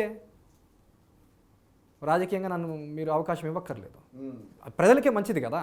ఇప్పుడు ఎవరన్నా ఏ నాయకుడినైనా ప్రజలు ఎలా ఉంచాలంటే ఈ 5 ఏళ్ళు ఇతను ఏం చెప్పాడు, ఏం చేశాడు, చేసిన తర్వాత బాగా చేశాడా లేదా, అది క్యాలిక్యులేట్ చేసుకొని బాగా చేయలేదని తీసి పక్కన పడేయండి. ఇంతసేపు మనం డిస్కస్ చేసుకున్నాం. అసలు సీటు మీకు వస్తుంది నమ్మకం ఉందా మీకు? సీటు వస్తుందని నమ్మకం ఉంది, దానికోసమే మేము వర్క్ చేస్తున్నాము. రాజకీయాల్లో ఎట్లుంటుందంటే అండి, అందరూ కూడా సీట్ రావాలనే ప్రయత్నం చేస్తారు, దానికోసం పని చేస్తారు, తర్వాత సీట్ వచ్చాక గెలవాలనే ప్రయత్నం చేస్తారు. సో నేను కూడా సీట్ రావాలని ప్రయత్నం చేస్తున్నా, రాష్ట్ర నాయకులతో కూడా టచ్లో ఉన్న వాళ్ళు కూడా యువకులకు అవకాశం ఇవ్వాలని ఒక ఉద్దేశంతో ఉన్నారు. సో మా నియోజకవర్గంలో నేను ఆల్రెడీ తిరిగి ప్రజల మధ్య ఉన్నవాడిగా కొంచెం ఫెమిలియర్గా మంచి ఓట్లు తేగలుగుతానన్న నమ్మకం కూడా వారికి ఉంది. వాళ్ళు కూడా అభినందించారు. ముఖ్యంగా మా జిల్లా డీసీసీ సుధాకర్ రెడ్డి గారు నేను జాయిన్ అయిన రోజే నన్ను ఎంకరేజ్ చేస్తున్నారు. ఎస్, నీలాంటి యువకులు రావాలి, నీలాంటి వాళ్ళైతే యాక్టివ్గా పనిచేయగలుగుతారు, వాళ్ళు కూడా ఎంకరేజ్ చేస్తున్నారు, వారు కూడా సపోర్ట్ చేస్తున్నారు. సో డెఫినెట్లీ నాకు నమ్మకం ఉంది వస్తుందని. సో కానీ మరి పార్టీగా వారు ఏ నిర్ణయం తీసుకుంటారు అనేది, ఏ నిర్ణయం తీసుకున్నా ఒక పార్టీలో చేరాను కాబట్టి ఆ పార్టీకి అనుకూలంగా శిరస వహిస్తా. ఎర్రగొండపాలెం కోసం నేను పనిచేస్తాను. ఓకే. ఎందుకంటే ఈ మధ్య అందరూ కూడా జనసేన, మీలాంటి యూత్ అంతా కూడా జనసేన పార్టీకి ఎక్కువ ఆకర్షితులు అవుతా ఉన్నారు. సో మీరు ఒక పార్టీ అంటే ఒక ఇమేజ్ కోల్పోయినటువంటి కాంగ్రెస్ పార్టీలోకి మీరు వెళ్తా ఉన్నారు. సో అంటే రాణిస్తారా? మీకు ఆ క్యాపబిలిటీ, మీ గ్యారంటీ సాధించగలన నమ్మకం మీకుందా? 100% అండి. దీన్ని ఏ కోణంలో చూడాలంటే, ఏ రాజకీయ పార్టీకైనా ఒక ప్రజల్లో నమ్మకం ఉన్న లీడర్ వస్తే పార్టీ మైలేజ్ అమాంతం పెరుగుతుంది. పవన్ కళ్యాణ్ గారు నడుపుతున్నారు పార్టీని, వారు ఒక్కడి మీదనే పార్టీ వ్యవహారాలు జరుగుతున్నాయి కదా, ఆయన పేరు మీద కదా. పవన్ కళ్యాణ్ గారు లేకపోతే మళ్ళీ జనసేన పార్టీ పరిస్థితి ఏంటి? లేదు. సో అలానే కాంగ్రెస్ పార్టీకి కూడా ఆ లీడర్లు కరువు అయ్యారు కాబట్టి ఇన్ని రోజులు ఒకలా ఉంది. కానీ ఈరోజు మంచి మంచి లీడర్లు వస్తున్నారు, and already senior leaders, existing leaders ఉన్నారు, వాళ్ళు కూడా యాక్టివ్ అయిపోయారు. సరే, ప్రజలకి ఇన్ని రోజులు వాళ్ళు వేరే వాళ్ళకి అవకాశం ఇచ్చారు కదా, వాళ్ళని కూడా చూడని అన్న ఉద్దేశంలో కొంత వాళ్ళ పోరాటం వాళ్ళు ఉన్నా కూడా ఈరోజు సీనియర్ లీడర్స్ అందరూ యాక్టివ్ అయ్యారు. షర్మిల మేడం రావడం జరిగింది. ఈ మధ్య రీసెంట్గా మంగళగిరి మాజీ ఎమ్మెల్యే రామకృష్ణ గారు ఎంత మంచి లీడర్ అండి, ఎంత డెడికేటెడ్ ఉన్న లీడర్, మంగళగిరిని ఎంత అభివృద్ధి చేయాలనుకున్నారు. సో అలాంటి లీడర్లు వస్తున్నారంటే దానికి ఏం సంకేతం? మళ్ళా పూర్వవైభవం వస్తుంది. ఎందుకు వస్తున్నారు అనుకుంటున్నారు ఆయన? మీకు ఆయన కారణం, ఏ కారణం చేత వైసీపీ వదిలిపెట్టారనుకుంటారు? నాకు తెలిసినంత వరకు అయితే వారు మంగళగిరిని ఏ రేంజ్లో అభివృద్ధి చేయాలనుకున్నారో ఆ రేంజ్లో చేయలేకపోయారు. దానికి వారి ముఖ్యమంత్రి గారు సహకరించలేదు అని వారు చెప్పిన దాని ప్రకారం. సహకరించకపోవడం వల్ల వాళ్ళ ఒక ప్రాంతానికి మనము ఎమ్మెల్యే వ్యవహరిస్తున్నాం అనుకోండి, ప్రజలకు హామీలు ఇచ్చా మా కష్టాలు తీరుస్తున్నాం, వాళ్ళు చేయాలని డెడికేటెడ్గా అడుగుతున్నప్పుడు వారు సహకరించకపోతే వారికి కూడా విస్తుపోతారు కదా ఒక రోజుకి. సో ఆ విధంగానే వారు వాళ్ళ ప్రాంత అభివృద్ధి కోసం జరగాల్సినవి జరగలేదన్న ఒక బాధతోనే వేరే పార్టీ చూస్ చేసుకున్నారు. So that is good intention. So నిజంగానే అదే ఉందా, లేకపోతే ఇంకేదైనా కారణం ఉందా? ఎందుకంటే వైసీపీలో చాలా మంది సీనియర్ నాయకులు అందరూ కూడా దాదాపు 15 మంది ఇప్పుడు బయటికి రావడం జరిగింది. సో రాజకీయంగా చూసుకుంటే ఏపీలో పరిస్థితి అంతా కూడా ఇప్పుడు నాకు తెలిసి అంటే అందుతున్నటువంటి సర్వేల ప్రకారం కావచ్చు, లేకపోతే ఉన్నటువంటి వాతావరణం మనం చూసినట్టయితే టీడీపీ జనసేన అలయన్స్తోనే ఇక్కడ అధికారం చేపట్టే అవకాశం ఉందని చెప్పి చాలా మంది మాట్లాడుతూ ఉన్నారు. సో కాంగ్రెస్గా మీ ప్రయత్నం మీరు చేయొచ్చు, తప్పలేదు దాంట్లో. సో ఏంటి ఇప్పుడున్నటువంటి జగన్ పరిపాలన మీద మీ అభిప్రాయం ఏంటి? జగన్ మీరే అన్నారు ఈ రోజున్న పరిస్థితుల్లో టీడీపీ అధికారం ఫామ్ చేయొచ్చు అనేది మీరే అన్నారు. దాని ఉద్దేశం ఏంటంటే అది మీ మాట కాదు, ప్రజల మాట అనుకుందాం. సో కానీ ఈరోజు జగన్మోహన్ రెడ్డి గారి ప్రభుత్వం ఎలా ఉందంటే, మాట ఇచ్చి మాట తప్పను మడమ తిప్పను అన్నారు కానీ చేసినవన్నీ అవే అండి. ప్రత్యేక హోదా గివప్ చేశారు, తర్వాత సిపిఎస్ రద్దు అన్నారు, మద్యం కూడా తీసేస్తాను. అసలు ఎంత ఆశ్చర్యకరం అంటే రాష్ట్రంలో మద్యం మొత్తం తీసేస్తామన్నారు కానీ ప్రతి గ్రామాల్లో మద్యం తీసుకున్నారు. బెల్ట్ షాపులు కూడా బ్రహ్మాండంగా ఉన్నాయి. మరి ఇది క్లియర్గా ప్రజలు గమనించాలనుకుంటున్నారా? ఖచ్చితంగా గమనిస్తారు. సో వీరు మాట ఇచ్చింది రాజకీయ లబ్ధి కోసం తప్పితే ప్రజల సంక్షేమం కోసం ప్రజలకి ఏదో చేయాలని లేదు. ఇది క్లియర్గా నేను చెప్పేది కాదు, ప్రజల్లోనే తెలుస్తుంది. సో ఈ విధంగా వాళ్ళు విఫలమయ్యారు కాబట్టి ఆబ్వియస్లీ నాయకులు ఏంటండి, ప్రజల అభిప్రాయం కొరకే నాయకులు పనిచేస్తారు. ఈరోజు నాయకులందరూ వదిలేసేస్తారంటే దాని అర్థం ఏంటి? ప్రజల్లో వారి పార్టీ కానీ వారి పార్టీ మీద నమ్మకం కానీ సన్నగిలిందనే కదా. సో ఆ విధంగానే నాయకులు రావడం అనేది ఏంటంటే ఆ పార్టీకి ఇంకా అధికారం కోల్పోతున్నారని క్లియర్ ఇండికేషన్ అంతమంది నాయకులు రావడం.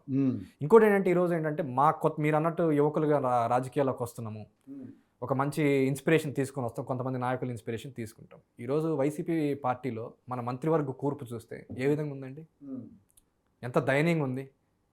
ప్రతిపక్షం అన్నాక లేకపోతే వివిధ రాజకీయ పార్టీలు ఈరోజు రాష్ట్రంలో అధికార పక్షం మీద వాళ్ళు ఇచ్చిన మాట తప్పినా కూడా లేకపోతే ఎలాంటి పనులు జరగకపోయినా విమర్శిస్తారు, పోరాడతారు.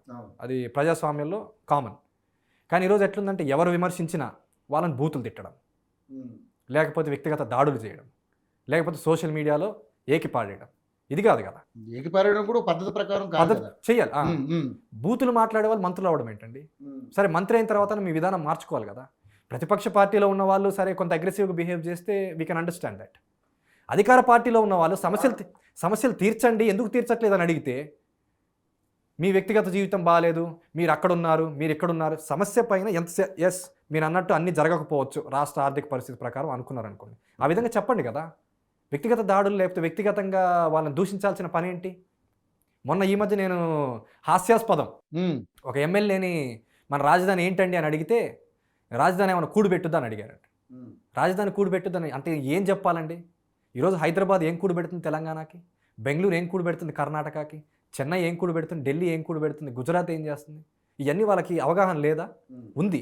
కాకపోతే ఏంటంటే బోగస్గా ఏదో మాట అనేయాలి, అధికారంలో ఉన్నప్పుడు కాబట్టి మనం ఏదన్నా చెల్లుద్దనే ఉద్దేశంలో ఉన్నారు. కానీ రేపు ప్రజలు వాళ్ళకి ఖచ్చితంగా ఎలాంటి తీర్పు ఇవ్వాలి ఇస్తారు. ఇంకొక మంత్రి గారు ఉన్నారు, వారిని ఏమడిగారు, సార్ ఉద్యోగాలు లేవు, ఉద్యోగాలు కల్పించండి, చాలామంది నిరుద్యోగులు ఉన్నారంటే ఎక్కువ మంది చదువుకోవడం వల్ల ఈ ప్రాబ్లం వస్తుంది కానీ మేమైతే ఇవ్వాల్సిన ఇస్తున్నాం అంటారు. అంటే చదువుకోవద్దన్న వాళ్ళ ఉద్దేశం మరి ఏంటి నాకు అర్థం కాలేదు. మరి దీనికి వారు ఏం సమాధానం చెప్తారు? ఇంకొకరు ఏంటంటే వరద వచ్చేసి మొత్తం ప్రవాహం ఎక్కువైపోయి గ్రామాల్లో ఇబ్బంది పడుతుంటే ఆ మంత్రి గారు వెళ్ళి రీల్స్ తీస్తారు. నేను వాళ్ళ పేర్లు తీసుకోదలుచుకోవట్లేదు. సో ఈ రకంగా ఉంది కాబట్టే ఈరోజు ప్రభుత్వం ప్రజల దగ్గర నమ్మకం కోల్పోయింది. వారు ఏ ప్రభుత్వం అయినా ఏర్పాటు చేసిన తర్వాత ఏ క్యాండిడేట్కి మనం ఏమి ఇస్తాం అనేది ఖచ్చితంగా ప్రజలు గమనిస్తున్నారు. ఇష్టానుసారంగా వ్యక్తిగత కారణాలు వాళ్ళు ఇస్తే మాత్రం ఈరోజు రేపు జరగబోయే దాంట్లో మనం చూడబోతున్నాం. చాలా మందిని గమనించాను, అంటే సారీ ఇట్లా అన్నానని ఏమనుకోవద్దు, మీలాగే ఏదో ఒక మాట్లాడే శక్తి ఉండి కొంచెం మాట్లాడగలిగి ఏదో పొడి చేద్దాం పీకేద్దాం అనుకుంటూ వస్తారు నిజంగా. కానీ ఇక్కడ వాళ్ళు ఎందుకంటే ఇప్పుడు ఆర్థికంగా ఆదిమూలపు సురేష్ గారు అనేవాడు చాలా మంచి గట్టి క్యాండిడేట్, ఆర్థిక పరంగా కావచ్చు ఏ రకంగానే వాళ్ళందరూ అటువంటి బలమైన క్యాండిడేట్ని ఇప్పుడున్నటువంటి ప్రతిపక్ష పార్టీలుగా మీరు కానీ టీడీపీ కానీ ఎదిరించాలంటే కొంచెం వ్యయ ప్రయాసాలు కూర్చాలి, జనాల్ని బాగా మొబలైజ్ చేయాలి. కానీ సాధ్యమవుద్దా మరి ఆ ధనబలం ముందు? ఎందుకంటే ఈరోజు ఓట్లు అమ్ముకునే పరిస్థితికి వచ్చేసారు జనం. సో మీలాంటి యువత అంతా మేము ఏదో సాధించేస్తాం చేసేద్దాం చాలా ఆశలు పెట్టుకుని వస్తారు. జరుగుద్దా? ఎందుకంటే ఇవన్నీ కూడా కేవలం మాటలకే నాకు తెలిసి. ఇవన్నీ చాలా చూసాం. సో ఇలాంటివన్నీ అడగాల్సి వస్తుంది, మీరు బాధపడతారు, బట్ అడగాలి తప్పదు. ఎందుకంటే మీరు ఒక లగ్జరీ లైఫ్ని ఉదురుకుని వచ్చారు కాబట్టి అడగాల్సి వస్తుంది. ఇవన్నీ కూడా వర్కౌట్ అవుతాయి 100% అండి. సరే మీరు అన్నట్టు ఆదిమూలపు సురేష్ గారు ఆర్థికంగా బలంగా ఉన్నారు, ఏదైనా చేయండి. మరి ఆర్థికంగా బలంగా ఉన్న పోటీ చేయండి. కొండెపికి ఎందుకు వెళ్ళారు? పోటీ చేయండి కదా. ఈరోజు ఇంతమందికి అయితే నేనేమంటున్నంటే అన్ని పార్టీలు డబ్బులు ఇస్తున్నాయి కదా, మరి లాస్ట్కి ప్రజలు వాళ్ళకి నచ్చిన వాళ్ళకి ఓటేస్తున్నారు కదా. డబ్బు అనేది సరే అన్ఫార్చునేట్లీ అది పాలిటిక్స్లోకి ఇంట్రడ్యూస్ అవ్వడము, అదొక ఎలక్షన్ టైం అంటే ఒక మెయిన్ ఎజెండాగా మారడం, అది అన్ఫార్చునేట్ అలవాటు అయిపోయింది అనుకున్నాం. కానీ ప్రజలు మాత్రం వారి నిర్ణయం మాత్రం ఖచ్చితంగా వాళ్ళు ఎవరికి ఓటేయాలనుకున్నారో వాళ్ళకే వేస్తారు. ఆ స్థానంలో ఎవరు నచ్చితే వాళ్ళకే వేస్తారు. మనం ఎన్నో నియోజకవర్గాల్లో చూసినాం, డబ్బులు పంచిన వాళ్ళందరూ ముఖ్య నాయకులు ఓడిపోయి కూడా ఏం డబ్బులు పంచుకున్న వాళ్ళని గెలిపించారు. మన తెలంగాణలో జరిగింది కదండి. ముఖ్యమంత్రి గారి మీద, ముఖ్యమంత్రి కాబోయే వారి మీద కూడా ఒక వ్యక్తి గెలిచారు. పేరు ఐడియా ఉందా? వెంకటరామరెడ్డి గారు వెంకటరమణారెడ్డి గారు. వెంకటరమణారెడ్డి గారు ఉమ్, సో దట్ ఇండికేట్స్ ప్రజల్లో మనము కష్టపడి పనిచేసి సరే ఒకనాడు కాకపోతే ఇంకో నాటికి ఉమ్, ప్రజల్లో నిత్యం మన అందుబాటులో ఉండి వాళ్ళకి ఒక నమ్మకం కలిగితే ఉమ్, డబ్బు అనేది సెకండరీ అండి. ఉమ్, ఏ రోజన్నా రాజకీయాల్లో డబ్బు ఉన్నదనేది మీరు చెప్పినట్టు ఎంత నిజమో, కానీ ఓటింగ్ మాత్రం ప్రజలు ఖచ్చితంగా గమనించి సరే మీరు అన్నట్టు ఆ, డబ్బుకి ఉందనుకుంటే ఉమ్, అధికారంలో ఉన్న టీడీపీ ఓడిపోయి మళ్ళీ వైసీపీ ఎందుకు వచ్చిందండి? ఉమ్, అధికార పార్టీకి ఎడ్జ్ ఉంటుంది ఎప్పుడైనా, అయినా కూడా మార్చారు కదా. సో డబ్బు అనేది ఓటింగ్ని మార్చదు. ఉమ్. కాకపోతే ఒక రకంగా ఆ రోజు వాళ్ళ ఖర్చుల కోసం వాళ్ళు యాక్టివ్గా వచ్చి పోలింగ్ బూత్ వరకు రావాలి కొంచెం వాళ్ళ ఖర్చులు అన్నట్టు అలా మొదలైంది, కానీ ఈ రోజు అది వేరే విధంగా అయింది. సో డెఫినెట్లీ మారుతుంది. ఓటింగ్ మాత్రం వాళ్ళు ఎవరికి వేయాలనుకున్నారో వాళ్ళకే వేస్తారు ఓకే 100%. ఓకే సో మొత్తానికైతే ఈరోజు రాజకీయాలు చూస్తుంటే చాలా అంటే కొంచెం అంటే జనం మీరు అన్నట్టుగానే ఒకవేళ నిజంగా యాక్టివ్ అయ్యి ఎవడిచ్చినా తీసుకోవాలి మనం ఎవరికి నచ్చినోడికి ఎవరైతే వాడికి ఓటేసుకోవాలన్నమాట. కానీ నిజంగా చూస్తుంటే ఇప్పుడు సంక్షేమం పేరుతో ప్రభుత్వం చాలా ఖర్చు పెడుతుంది.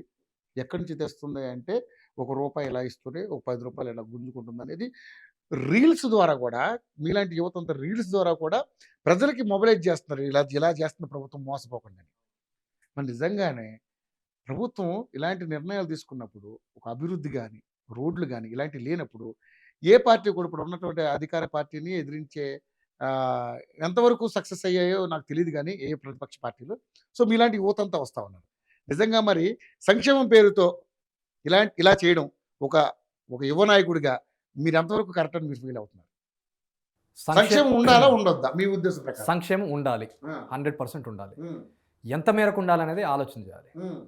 సంక్షేమం అనేది ఏంటంటే డౌన్ ట్రాడన్ పీపుల్ ఎవరైతే దారుణమైన పరిస్థితులను వాళ్ళకి కొంత వాళ్ళ జీవితం గడిచేదానికి ఇవ్వాలి. కానీ సంక్షేమ పథకాలు ఇచ్చి నిత్యం ఓటర్లు నేను దూరం చేసుకోకుండా ఆ డబ్బుకు అలవాటు చేసి ఆ సంక్షేమం పేరుతో 5 ఏళ్ళు ప్రజల్ని కొనుక్కోవడం తప్పితే ఒక్క సంక్షేమం ఎలా చేస్తండి? రాష్ట్రాన్ని నడిపించాలంటే ఫైనాన్షియల్ క్యాలిక్యులేషన్స్ ఉండాలి, మన రాష్ట్ర బడ్జెట్ని పెంచాలి, ఆదాయాన్ని పెంచాలి. పెంచిన తర్వాత మనం అది ప్రజలకి సంక్షేమం రూపంలో ఎవరికైతే అవసరమో వారికి ఇవ్వాలి. అవసరం ఉన్నా లేకపోయినా కేవలం సంక్షేమం మీద అంటే రాష్ట్రం ఒక ముఖ్యమంత్రి గారైనా లేకపోతే ఆ అధికారంలో ఉన్న ప్రభుత్వమైనా సమపాలనలో జరగాలి. ప్రజలు అవకాశం ఇచ్చింది ఉత్త సంక్షేమం ఇవ్వమని కాదండి. ఆర్థిక అభివృద్ధి రావాలా, క్యాపిటల్ ఉండాలా, క్యాపిటల్ నుంచి పాలన జరగాల, అక్కడ ఆదాయం విలువలు పెంచాలా, ఇండస్ట్రియలైజేషన్ రావాలా, రోడ్లు కనెక్టివిటీ బాగుండాలా, కొత్త కొత్త పరిశ్రమలు రావాలా, పెద్ద పెద్ద కంపెనీలు రావాలా, ఆ తర్వాత మన రాష్ట్రానికి ట్యాక్సెస్ రావాలా.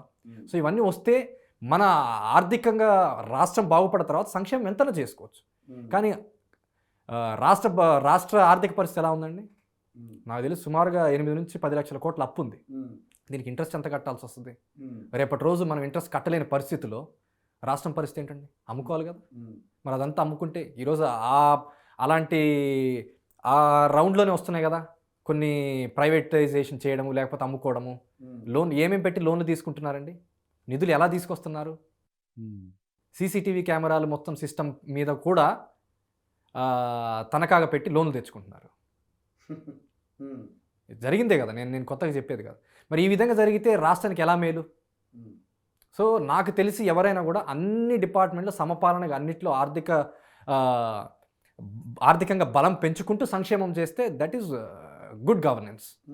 కానీ ఓన్లీ సంక్షేమం చేస్తా అంటే మాత్రం నాకు తెలిసి అది ప్రజలు అంత హర్షించట్లేదు. నాకు తెలిసి మనకి రానున్న రోజులు ఖచ్చితంగా ప్రజలు తీర్పిస్తారు. సరే మరి తర్వాత ప్రభుత్వం ఏదన్నా రావచ్చు అనుకుందాం. మరి ఎలాగా? ఇప్పుడు మీరే అంటున్నారు 10 లక్షల కోట్ల రూపాయలు అప్పు ఉంది. సో ఏంటి నెక్స్ట్ వచ్చే ప్రభుత్వం ఎలా చేయగలదు? మరి కరెక్ట్ పాయింట్ ఇది. అందుకనే ఈరోజు మన ఆంధ్రప్రదేశ్ ఉన్న పరిస్థితుల్లో ఇది కోలుకోవాలంటే ఖచ్చితంగా కాంగ్రెస్ పార్టీ రావాల్సిందే. ఎందుకంటే రాష్ట్రం ఏ పరిస్థితి ఉందంటే చాలా ఎఫర్ట్ పెడితే కానీ మన ఆదాయం మీద మనం నిలబడేటట్టు జరగని పరిస్థితి. సో ఖచ్చితంగా మీకు ఒక ఉదాహరణ చెప్తాను. రాజశేఖర రెడ్డి గారు ముఖ్యమంత్రిగా ఉన్నప్పుడు 5.5.5 ఏళ్ళు ఎంత అద్భుతమైన పాలన జరిగింది కదా. ఎలా జరిగింది? ఎందుకు జరిగింది? మన రాష్ట్రానికి అవసరమైన నిధులన్నీ కూడా సెంట్రల్ గవర్నమెంట్లో కూడా కాంగ్రెస్ పార్టీ ఉంటుంది. సెంట్రల్లో కూడా కాంగ్రెస్ ఉంది కాబట్టి. సో మొన్న 10 ఏళ్ళు మన 10 ఏళ్ళు బీజేపీ ఉంది, ఏం జరగలేదు. సో రేపు ఖచ్చితంగా ఆంధ్రప్రదేశ్ కోలుకోవాలంటే కాంగ్రెస్ పార్టీయే. కాంగ్రెస్ పార్టీ సెంట్రల్లో స్టేట్లో రాగలిగితే ఖచ్చితంగా మళ్ళీ ఆంధ్రప్రదేశ్కి పూర్వవైభవం వస్తుంది. Andhra Pradesh is a beautiful state అండి, అగ్రికల్చర్ బేస్డ్ స్టేట్, పెద్ద కోస్టల్ కారిడార్ ఉంది, కంట్రీలోనే సెకండ్ లార్జెస్ట్ కోస్టల్ కారిడార్. ఎంత అభివృద్ధి చేసుకోవచ్చు. గుజరాత్ ఎందుకు అభివృద్ధి జరుగుతుందండి? మన జరగదే. అది నాయకుల ఇష్టం కాదా అది? సో అందుకే అంటున్నా. సో ఖచ్చితంగా ఆంధ్రప్రదేశ్ మళ్ళీ రావాలంటే ఒక స్టాండర్డ్ ప్రభుత్వం రావాలి, కమిట్మెంట్ ఉన్న ప్రభుత్వం రావాలి. మాట ఇస్తే వాళ్ళు ఇవ్వగలగాల. మేము ప్రత్యేక హోదా తెస్తామంటారు, వీళ్ళేమో తేలేకపోతున్నారు. అదే కాంగ్రెస్ పార్టీ అంటే ప్రాంతీయ పార్టీలతోటి ఇది ఏం జరగదు, కేవలం సెంట్రల్ పార్టీతోనే జరుగుద్ది అంటారు మీరు. ఇప్పుడు ఆంధ్రప్రదేశ్ రాష్ట్రం ఉన్న పరిస్థితుల్లో అయితే ఖచ్చితంగా సెంట్రల్ పార్టీ అనేది ఇంపార్టెంట్. ఇప్పుడున్న మన ఆర్థిక కానీ పరిస్థితి అక్కడ పరిస్థితి అట్లా లేదు కదా. ఆంధ్రప్రదేశ్లోనేమో కాంగ్రెస్ ఏ స్థాయిలో ఉందో మీకు తెలుసు, ఇంత ఇంటర్వ్యూ చేసినా మీకే తెలుసు, నాకు తెలుసు, ప్రజలకి తెలుసు. కానీ సెంటర్లో కూడా రేపొద్దున కాంగ్రెస్ పార్టీ అధికారంలోకి వస్తుందని ఏ హోపు ఎలా చెప్తారు మీరు? ఎందుకంటే వాళ్ళు ఆల్రెడీ 304 సీట్లు సాధించిన బీజేపీ పార్టీ ఈసారి 370 సీట్లు సాధిస్తామంటుంది. దానికి సంబంధించిన కారణాలు, దానికి సంబంధించినటువంటి కొన్ని పనులు కూడా వాళ్ళకి అవకాశంగా కనపడుతున్నాయి. ఒక ఆర్టికల్ 370 కావచ్చు, ఒక త్రిబుల్ తలాక్ కావచ్చు, అదేవిధంగా మొన్న రామ మందిరం కావచ్చు, ఎన్నో ఏళ్లుగా ఎన్నో సంవత్సరాలుగా ఇబ్బంది పడుతున్నటువంటి అక్కడ ఉన్నటువంటి స్థానిక ప్రజలకు కావచ్చు, అక్కడ ఉన్నటువంటి ఆ వాతావరణానికి కావచ్చు, అవన్నీ కూడా ఒక రకమైనటువంటి ఇబ్బందికరమైనటువంటి వాతావరణ పరిస్థితులు ఉన్నాయి అక్కడ. ఈరోజు అవన్నీ కూడా సమసిపోయాయి. హ్యాపీగా దాని గురించి ఎవరు కూడా మాట్లాడే పరిస్థితి లేదు. మోడీ గారు అన్ని చక్కగా చేసి పెట్టేశారు. సో ఎలాగా మరి కాంగ్రెస్ పార్టీని ఎలాగా ఏ విశ్వాసంతో ఓటేస్తారు అనుకుంటున్నారు? మోడీ గారు అన్ని చక్కగా చేశారు, బీజేపీ పార్టీ అన్ని చక్కగా చేసిందంటే వాళ్ళకి 540 చిల్లర ఉన్న సీట్లు 540 రావాలా. కానీ 304 వచ్చినా కూడా గ్రేటే కదా. Okay, I agree with that. కానీ కేవలం అవే దేశం మొత్తానికి సరిపోదు. కొన్ని ఇష్యూస్ దగ్గర వాళ్ళు డైనమిక్ డెసిషన్ తీసుకున్నాం, మేము ఇది మార్చామంటున్నారు. కానీ ఓవరాల్గా దేశంలో ఎలాంటి అభివృద్ధి జరిగింది ఆర్థికంగా కాంగ్రెస్ పార్టీ ఉన్నప్పుడు జరిగిన విధానం మీకు ఉదాహరణ చెప్తా. కాంగ్రెస్ పార్టీలో అసలు ఏం జరగలేదు, మొత్తం అవినీతి జరిగిందని చెప్తా ఉన్నారు. ఓకే, 60 ఏళ్ళుగా కాంగ్రెస్ పార్టీ అవినీతి చేసింది. నేను చెప్తా కాంగ్రెస్ పార్టీ ఏం చేసింది. ఎన్నో జాతీయ ఇరిగేషన్ ప్రాజెక్టులు ఎవరు మొదలు పెట్టారండి? మన తెలుగు రాష్ట్రాల్లో ఉమ్మడి రాష్ట్రం నాగార్జున సాగర్ డ్యామ్ ఎవరు కట్టారండి? శ్రీశైలం ఎవరు కట్టారండి? పోలవరం ఎవరు మొదలు పెట్టారండి? మా ప్రాంతంలో వెలిగొండ ఎవరు మొదలు పెట్టారండి? వెలిగొండ మీరంటే వెలిగొండ అంతా మనం మాట్లాడదాం డిస్కషన్. ఇప్పుడు వైఎస్ రాజశేఖర రెడ్డి గారు స్టార్ట్ చేశారు, స్టోన్ వేశారు. సో కొంత వర్క్ నడిచింది. దాదాపుగా అప్పుడు ఉన్నటువంటి వ్యయం వచ్చేసి 980 కోట్లు. ఇప్పుడు దాని వ్యయం ఎంత పెరిగి ఉంటుంది అనుకుంటున్నారు మీరు? ఇప్పుడు ప్రస్తుతం ఉన్న దాని అంచనా 8500 కోట్లు. ఎందుకు పెరిగిందండి? అది పూర్తి చేయాలన్న ఉద్దేశంలో ఎవరు రాలేదు. పూర్తి చేయకపోతే డీలే అయిపోద్ది అంటే వ్యయం పెరుగుతుంది. అదే కదా మేము అదే అంటున్నాం. మళ్ళా మీరు అక్కడికి వచ్చారు. పోలవరం చేయలేదు, ఏ ప్రాజెక్టులు పూర్తి చేయలేదు, ఎలాంటి అభివృద్ధి కార్యక్రమాలు చేయలేదు. కానీ చంద్రబాబు నాయుడు గారు 70% పూర్తి చేశారని చెప్తున్నారు. ఇందులో నిజం లేదంటారా? 70% పూర్తి చేయలేదు. 70% పూర్తి చేయడం కాదు, కొంతవరకు చేశారు. అది ఏ ప్రభుత్వం వచ్చినా చేయాల్సినవి చేశారు. మరి ఎందుకు వైసీపీ చేయలేకపోయింది? అదే కదా మా డౌట్ కూడా. ఎందుకంటే 2021 ఖరీఫ్ కల్లా పూర్తి చేస్తామన్నాడు, 2022 ఖరీఫ్ అన్నారు, 2023 ఖరీఫ్ అన్నారు, 2024 మళ్ళీ ఇప్పుడు 25 గెలిపోయింది. ఈసారి గెలిపిస్తే మళ్ళీ ఖచ్చితంగా పూర్తి చేస్తామని కూడా అంటారు. అదే అంటున్నారు. సో ఈ రోజు వాళ్ళు మాట ఇవ్వడం తప్పడం అనేది వైసీపీకి ఒక కల్చర్గా మారిపోయింది. సో ప్రజలు కూడా దాన్ని గమనిస్తున్నారండి. సరే ఎవరు ఏం చేసినా కూడా ఆఖరికి అది ప్రజలకి అందుబాటులోకి రావాలా. మేము అంత చేసాం, ఇంత చేసాం, మేము కొంత చేసాం, వాళ్ళకన్నా బాగా చేసాం అనేది కాదు ప్రజలకు కావాల్సింది. ప్రాజెక్ట్ నిర్మించారు, దానికి ఎంత ఉంది ఏంటి అనేది అది ప్రజల్లోకి అందుబాటులోకి వస్తేనే అయిపోయినట్టు. మా ప్రాంతంలో ఉన్న వెలిగొండ ప్రాజెక్టు కూడా రేపు ఒక దానికి తెరలేకపోతున్నారు వైసీపీ వాళ్ళు. ఏం చేస్తున్నారంటే వెలిగొండ ప్రాజెక్టు వారు అధికారంలోకి వచ్చాక మళ్ళా శంకుస్థాపన చేశారు. రేపొచ్చి ఏమన్నారు, మొన్న అక్టోబర్లో వెలిగొండ ప్రాజెక్టు పూర్తి చేసి నీళ్లు మీ కాళ్ళు తడిచిన తర్వాతే మేము ఎన్నికలు ఓటు అడుగుతా అన్నారు. పోలవరం విషయంలో కూడా అలానే ఈరోజు అక్టోబర్ దాటి ఏ నెలలో ఉన్నామండి మనం? వెలిగొండ ప్రాజెక్ట్ ఓపెన్ కాలేదే. మళ్ళీ ఏమంటున్నారు, వెలిగొండ ప్రాజెక్ట్ మళ్ళీ 15 రోజులు ఓపెన్ చేస్తామన్నారు.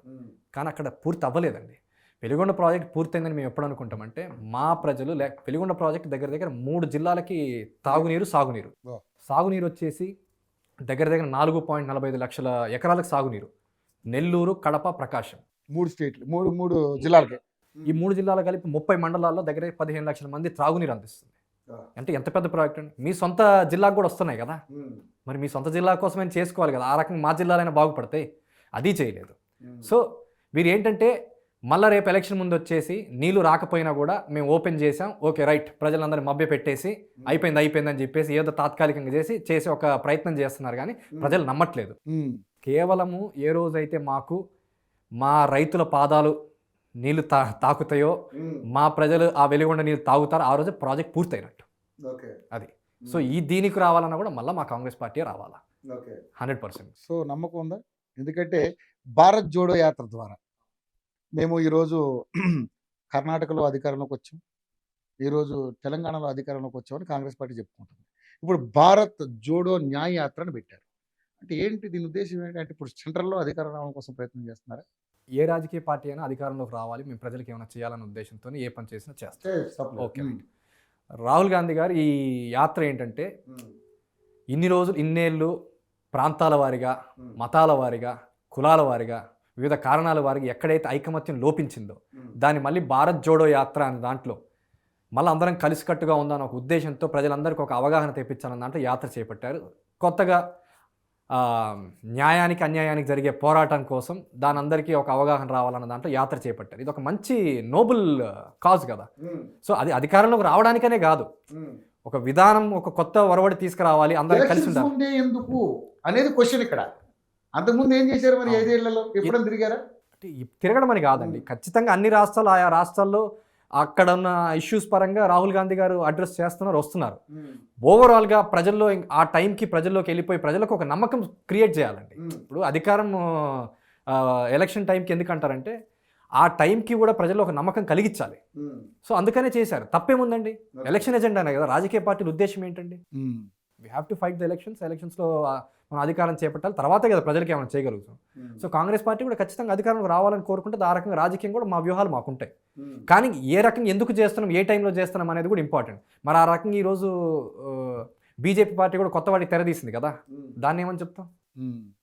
ఎవరైనా చేస్తున్నారు, కానీ ఏ ఉద్దేశంతో చేస్తున్నారు, ఎందుకు చేస్తున్నారు అనేది ఇంపార్టెంట్. ఓకే. సో మొత్తానికైతే ఈసారి సెంట్రల్లో అండ్ స్టేట్లో కాంగ్రెస్ పార్టీ అధికారంలోకి వస్తుందని మీరు నమ్ముతున్నారు? మేము నమ్ముతున్నాం, ఆ విధంగా పనిచేస్తున్నాం కూడా. తర్వాత ప్రజల తీర్పు బట్టి, వారు ఇచ్చే అవకాశం బట్టి మేము ఏ విధంగా చేయాలో చూసుకుంటాం. ఒక్కడిగా నేను ఫైట్ చేసినా నేనే గెలవాలనుకుంటాను, నాకు రాష్ట్రంలో కాంగ్రెస్ పార్టీ రావాలని కోరుకోవచ్చు, తప్పలేదులే. కానీ అది ప్రజల చేతిలో ఉంది. ముఖ్యంగా చూసుకుంటే వైఎస్ షర్మిల గారు ఆల్రెడీ అన్నతో విభేదాలు, సరే ఆస్తి గొడవలా లేకపోతే ఇంకేదైనా గొడవలా అని మనకు అనవసరం. సరే జనం ఎలాగా కొన్ని రోజులు అన్నీ తెలియబోతుంది. సో వాళ్ళ అన్న చెల్లెల మధ్య, ఇద్దరి మధ్య ఒక రకమైనటువంటి విరోధం ఉంది.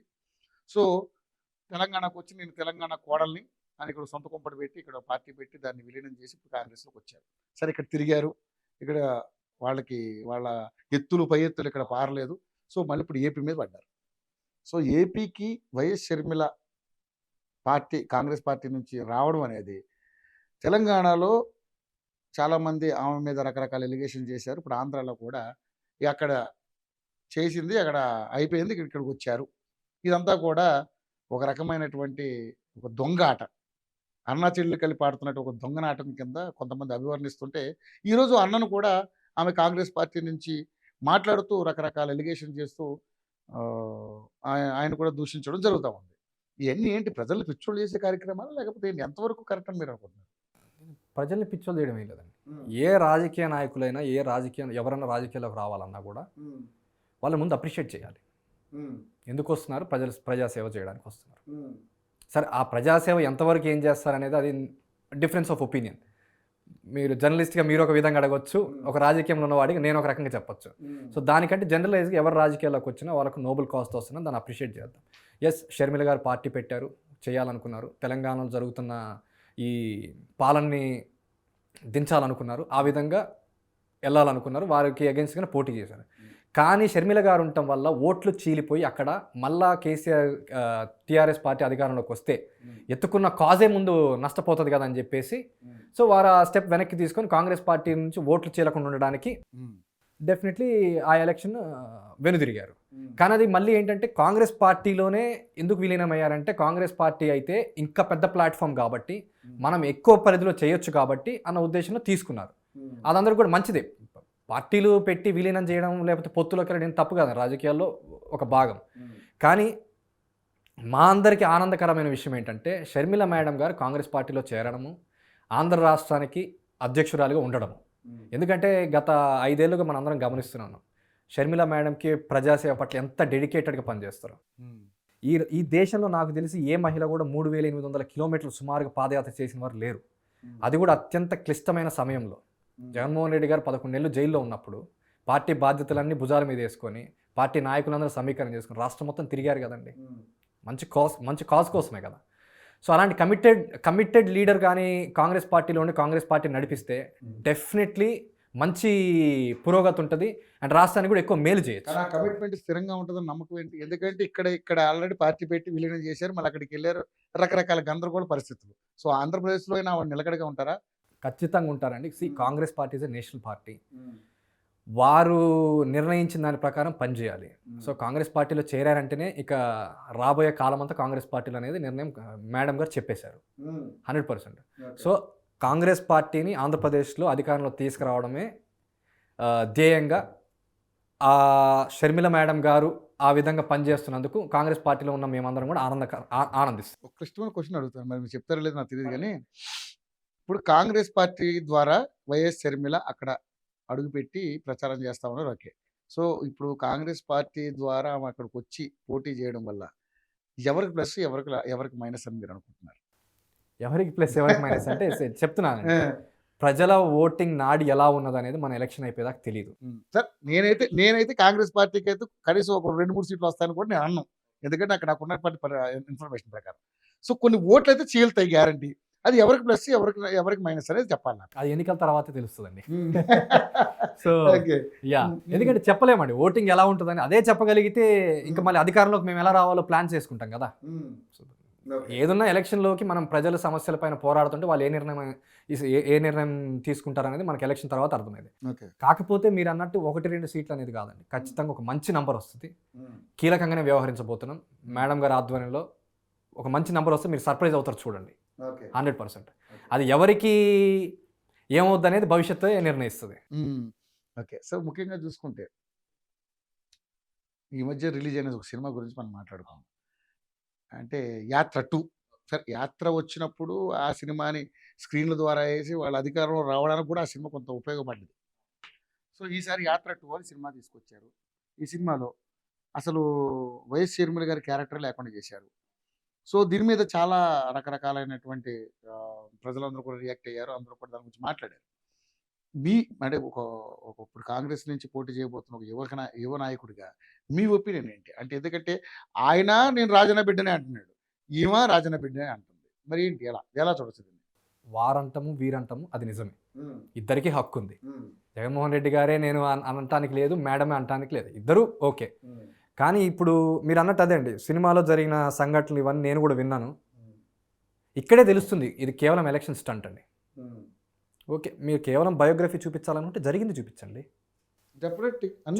జరిగింది చూపించాలి, చూపించాలి. షర్మిల మేడము 11 నెలలు అన్న జైల్లో ఉన్నప్పుడు అది పాదయాత్ర చేసింది, ప్రజలందరూ చూశారు కదా. మరి ఈరోజు ఎలాగ మీరు ఒక బోగస్గా క్రియేట్ చేసి ఏమి లేదు ఓన్లీ జగన్ గారిది లేకపోతే వారి లైఫ్ మాత్రమే చూపించింది, దానికి ఖచ్చితంగా ఎలక్షన్ స్టంటే కదా. ఆ లైఫ్ కూడా నిజమైన లైఫ్ కూడా కాదు, అది కొంచెం కల్పించారనేది సినిమా కాబట్టి కొంత కల్పితాలు ఉంటాయి, అది ఓకే. కానీ అది నేను అదే అంటున్నా, ఒక్క సినిమా వల్లే ఎలక్షన్ డిసైడ్ అవుతుందని అనుకోవడానికి లేదు. ఒకసారి పండింది మళ్ళీ పండదండి. ప్రజలకి మీరు పాలన ఇచ్చారు 5 ఏళ్ళు, ఆ పాలన ఎలా జరిగిందో ప్రజలు అర్థం చేసుకున్నారు, దాని మీదనే ఉంటుంది. కానీ ఎన్ని సినిమాలు చేసినా ఏం చేసినా కూడా ప్రజల నిర్ణయం మాత్రం వారికి ఏం జరిగిందన్న దాని మీదే ఉంటుంది. కాకపోతే ఇక్కడ ఒక వారి నేచర్ తెలుస్తుంది. అంటే రాజకీయం ఎదురొస్తే ఎవరినైనా సరే మేము దూషిస్తాము, ఎవరినైనా సరే అన్నట్టు జరగడం. ఇంకోటి, షర్మిల మేడం గారు కూడా గొడవలైంది కాబట్టి అట్లా కాదండి, వారికి కమిటెడ్గా ప్రజాసేవ చేయాలని ఎప్పటి నుంచో ఉంది.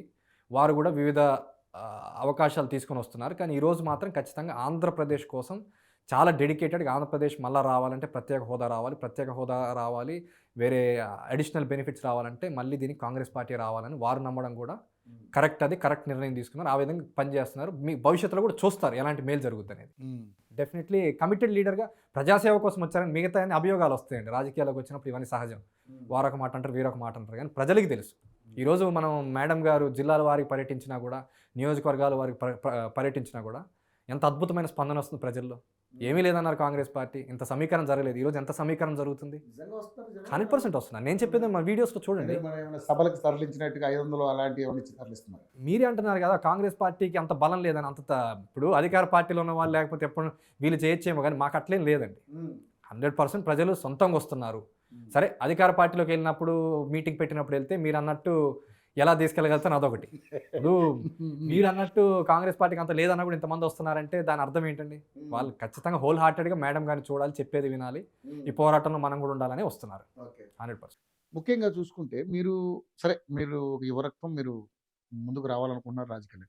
కానీ అక్కడ ఆల్రెడీ కాంగ్రెస్ పార్టీలో సీనియర్ నాయకుడు ఉన్నటువంటి డేవిడ్ ఇందాక మనం మాట్లాడుకున్నాం. సో ఆయనకన్నా లేకపోతే వాళ్ళ అబ్బాయి కన్నా ఎవరికో సీట్ రావడం కోసం గట్టిగా ప్రయత్నం చేస్తున్నాడు.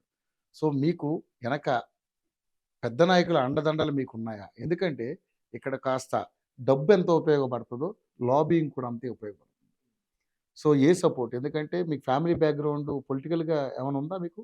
అంటే మా మా నాన్నగారు వాళ్ళు 2009లో ప్రయత్నం చేశారు. కాంగ్రెస్ పార్టీ నుంచి టికెట్ ప్రయత్నం చేశారు. తర్వాత వాళ్ళు ఇంకా కంటిన్యూ చేయలేదు కానీ ఆ డిస్కషన్స్ అనుభవం అయితే ఉంది. ఆ! సో పెద్ద నాయకులు అంటే ఏదైనా ఢిల్లీ స్థాయి నాయకులతో మీకేమన్నా సత్సంబంధాలు ఉంటే దీని మీద ఏమైనా మీరు కొంచెం నమ్మకం పెట్టుకోవచ్చు. కానీ ఆల్రెడీ అక్కడ డేవిడ్ రజని అతను కొంత ఎక్స్‌పీరియన్స్ ఉన్నటువంటి క్యాండిడేట్ కాబట్టి సో ఎలా మీరు ఆశిస్తున్నారు? ఒకప్పటిలాగా మీరన్నట్టు లాబియింగ్ అదంతా కాదండి. కాంగ్రెస్ పార్టీ టికెట్లు ఇచ్చే విధానం మారిపోయింది. మారింది. ఎందుకంటే తెలంగాణలో చూసాము సీట్లు అమ్ముకున్నారన్నారు చాలామంది. ఉన్నటువంటి ఇన్ఛార్జీలే అమ్ముడుపోయారని చెప్పారు. తర్వాత ఇప్పుడు ఎలా రేవంత్ రెడ్డి గారి మీద సీట్లు అమ్ముకున్నట్టు ఎలాగా రేవంత్ రెడ్డి కాస్త రేవంత్ రెడ్డి అన్నారు. సరే ఓకే అధికారంలోకి వచ్చిందనుకోండి అది వేరే విషయం. కానీ అక్కడ పరిస్థితి ఎలా ఉండబోతుందండి? మొన్న తెలంగాణలో జరిగింది కూడా అభియోగాలు వస్తుంటాయండి. ఆ క్యాండిడేట్లు గెలిచిన తర్వాత అధికారంలోకి వచ్చారంటే that is right decision. Okay. ఎలా జరిగింది ఏంటని ఒక్కొక్క పార్టీ ఒక్కొక్క రకంగా అభియోగాలు చేస్తుంది. అల్టిమేట్‌గా ఏంటి రాజకీయాల్లో ఒక వ్యూహాత్మకంగా వెళ్ళినప్పుడు అది ఫలించిందంటే సక్సెస్సే. ఇంకా దాంట్లో వేరే ఏ పేరు పెట్టినా కూడా అది అప్రస్తుతం, అనవసరం కూడా. సో అదేవిధంగా అంటే ఏం జరుగుతుందంటే అండి సర్వేలు చేస్తున్నారు, తర్వాత కమిటీలు వేస్తున్నారు, అందరు కలిసి ఒక నిర్ణయం తీసుకుంటున్నారు. ఎవరైతే ఈ టైంకి బాగుంటుందనే తీసుకున్నారు. ఆ విధంగా చూస్తే నేను ఎర్రగొండపాలెంలో లోకల్ క్యాండిడేట్గా ఆల్రెడీ 2 ఏళ్ల నుంచి తిరుగుతూ ప్రజల్లో ఉన్నవాడిగా, ఒక యువకుడిగా ఖచ్చితంగా ప్రజలందరూ కూడా బాగుంటుంది నా ఉద్దేశం ఉంది కాబట్టి తర్వాత సర్వే చేసి అండ్ మా జిల్లా నాయకులైనా కూడా లేకపోతే ఇంకా నేను కొంతమంది కలిసిన నాయకులు కూడా యువకులకి ఈసారి ప్రాధాన్యత ఉందనేది ఒక మాట చెప్పారు కాబట్టి సో నా ప్రయత్నం నేను ప్రజల నుంచే చేస్తాను. సో మళ్ళీ ఏమేం చేయాలో కూడా అవి కూడా ఖచ్చితంగా మేము will look in to that. So మేము మాత్రం ప్రజల దగ్గర పని చేసి టికెట్ తెచ్చుకోవాలనే ఉద్దేశంలోనే పనిచేస్తాం. ఓకే. సో ముఖ్యంగా చూసుకుంటే ఒక రాజకీయ నాయకుడిగా మీరు ఎదగాలంటే ఎంతైనా సరే ఒక చిన్న కార్పొరేటర్గా పోటీ చేయాలన్నా కూడా విపరీతంగా డబ్బు ఖర్చు పెడుతున్నారు. సో మీ దగ్గర ఆర్థికంగా అంత డబ్బు ఉందా? మరి ఎందుకంటే ఎంతో కొంత మీరు కూడా ఖర్చు పెట్టాలిగా ప్రచారాలకనో దానికనో దీనికనో. మీరు నీతి నియమాలను నమ్ముకున్నప్పుడు కూడా ఎంతో కొంత ప్రజలకు కొంత ఇవ్వాలిగా. మరి జరుగుద్ది అలాంటివి ఉన్నాయా మీకు? అలాంటి చేసే స్టామినా సత్తా మీకుందా? ఎలక్షన్ కమిషన్ ఆఫ్ ఇండియా పెట్టిన రూల్స్ ప్రకారమే ఎంతవరకు ఖర్చు చేయొచ్చు అనేది ఉంది. ఆ ఖర్చులోనే కానీ ఆ రూల్స్ ప్రకారం ఎవరు ఖర్చు పెడతాడు? అంతకంటే ఇక్కడ దాదాపుగా ఒక్కొక్క ఎమ్మెల్యేకి 30 కోట్లు ఖర్చు పెట్టిన సందర్భాలు ఉన్నాయి. 100 కోట్లు ఉప ఎన్నికలు 450 కోట్లు కూడా ఖర్చు పెట్టిన సందర్భాలు కాస్ట్లీ అయిపోయినాయి ఇప్పుడు అంతా కూడా.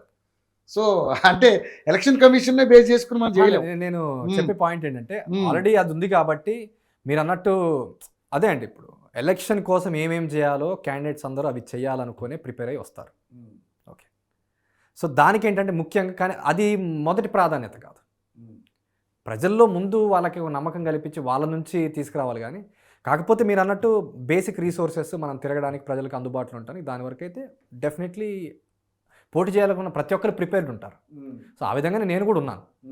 కానీ కొంటేననేది మాత్రం నేను దానికి సిద్ధంగా లేను. ఓకే. సో సిద్ధంగా లేనని అంటున్నారు. కానీ జనం ఎట్లా మిమ్మల్ని యాక్సెప్ట్ చేస్తారండి, ఖచ్చితంగా చేస్తారు. సో నిజంగానే మీ నమ్మకమే మిమ్మల్ని కాపాడాలి. నేను కోరుకునేది కూడా అదే. సో నిజంగానే అంటే నేను కూడా ఒక యువకుడిగా నేను కూడా కోరుకునేది ఏంటంటే ఒక విలువైన రాజకీయాలు కానీ ఒక హెల్తీ పాలిటిక్స్ లేవు ఎక్కడ కూడా.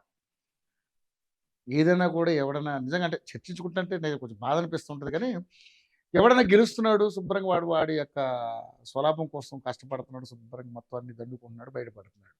సో ప్రజలకి ఏం చేయట్లే. ప్రజలు కూడా అంతే విధంగా ఎవడిచ్చినా తీసుకుంటున్నారు, ఎవరికి వేయాలో వాడికి వేస్తున్నారు. ఇది తంతుగా మారిపోయింది. మీరన్నట్టుగానే మీలాంటి యువత ఒక మంచి ఒక కృతనిశ్చయంతో ఒక మంచి కాజ్ తోటి రావాలనుకుంటున్నారు. ఇప్పుడున్నటువంటి సమాజంలో అవి జరిగేవి కాదు నాకు తెలిసి. ఎందుకంటే ఒక సామాన్యుడు పోటీ చేసే పరిస్థితిలో ఇప్పుడు ఎలక్షన్స్ లేవు. మినిమం ఒక 100 కోట్లు 200 కోట్లు ఉంటే తప్ప ఎవడు చేయలేకపోతున్నాడు. అది కోట్లలోనే వెళ్ళిపోయింది. సో మీరు ఒక యువకుడిగా మీ ప్రయత్నం మీరు చేస్తున్నారు. ఒక మంచి చదువు, డాక్టర్గా ఒక మంచి లగ్జరీ లైఫ్ను వదులుకున్నారు. ఎందుకంటే డాక్టర్గా రోజుకి సంపాదన ఎంత ఉంటుందని ప్రతి ఒక్కరికి తెలిసిన విషయమే. సో అవన్నీ వదిలేసుకుని కూడా ఒక 30 ఏళ్ళుగా ఉండి ఒక 30 ఏళ్ళ నుంచి కనీసం 50 ఏళ్ళ వరకన్నా నేను ఒక ఎమ్మెల్యేని కాకపోతానని గట్టిగా ప్రయత్నం చేస్తున్నారు. చేయండి, తప్పలేదు. మేము కూడా సపోర్ట్ చేస్తాం, ఎంకరేజ్ చేస్తాం. బట్ మీరు ఇప్పుడు ఏదైతే చెప్పారో అవన్నీ కూడా అదే అంటే ఆ మాటని మీరు ఎప్పుడు కూడా నిలబెట్టుకుని హెల్తీ రాజకీయాలు చేయాలని మనస్ఫూర్తిగా కోరుకుంటున్నాను అనిల్ కుమార్ గారు. సో ముఖ్యంగా మీరు మీ నియోజకవర్గాన్ని ముందు ఒక గెలిస్తే దాన్ని డెవలప్ చేసుకుని తర్వాత కొంచెం ఎక్కువగా ఆలోచిస్తారని మీరు అంటున్నారు. సో ఫస్ట్ మీరు ఏమన్నా అంటే బలమైన ఇది నేను ఒకవేళ నేను గెలిస్తే ఇది గ్యారెంటీ చేస్తానని ఏమైనా అనుకున్నారా? మీ ప్రజలకు ఏమైనా చెప్పగలిగారా? మీ ఊళ్ళో నేను అదే అంటున్నాను. ఏదన్నా ఒకటే అనుకోకూడదండి. అనుకోకూడదు. ఓకే. ఏమేమి అవసరం ఉన్నాయో అవన్నీ బాధ్యతగా తీసుకోవాలి. కాకపోతే ఒక స్ట్రాటజిక్గా ప్లాన్ చేసుకోవాలి. ఏది ప్రయారిటీ బేసిస్, ముందు ఏది అవసరం బాగా అవసరమైన దాని మీద ఎక్కువ ఎఫర్ట్ పెట్టాలి. ఇట్లా మనం ప్రయారిటీ బేసిస్ పరంగా తీసుకుంటే సో చేసుకోవాలి, ప్రజలకు ఉపయోగపడుతుంది. నాకు నచ్చింది కాబట్టి నేను ఇదే చేస్తాను. ఇదంటే అదే మీరు అన్నట్టు నచ్చినట్టు కాదు.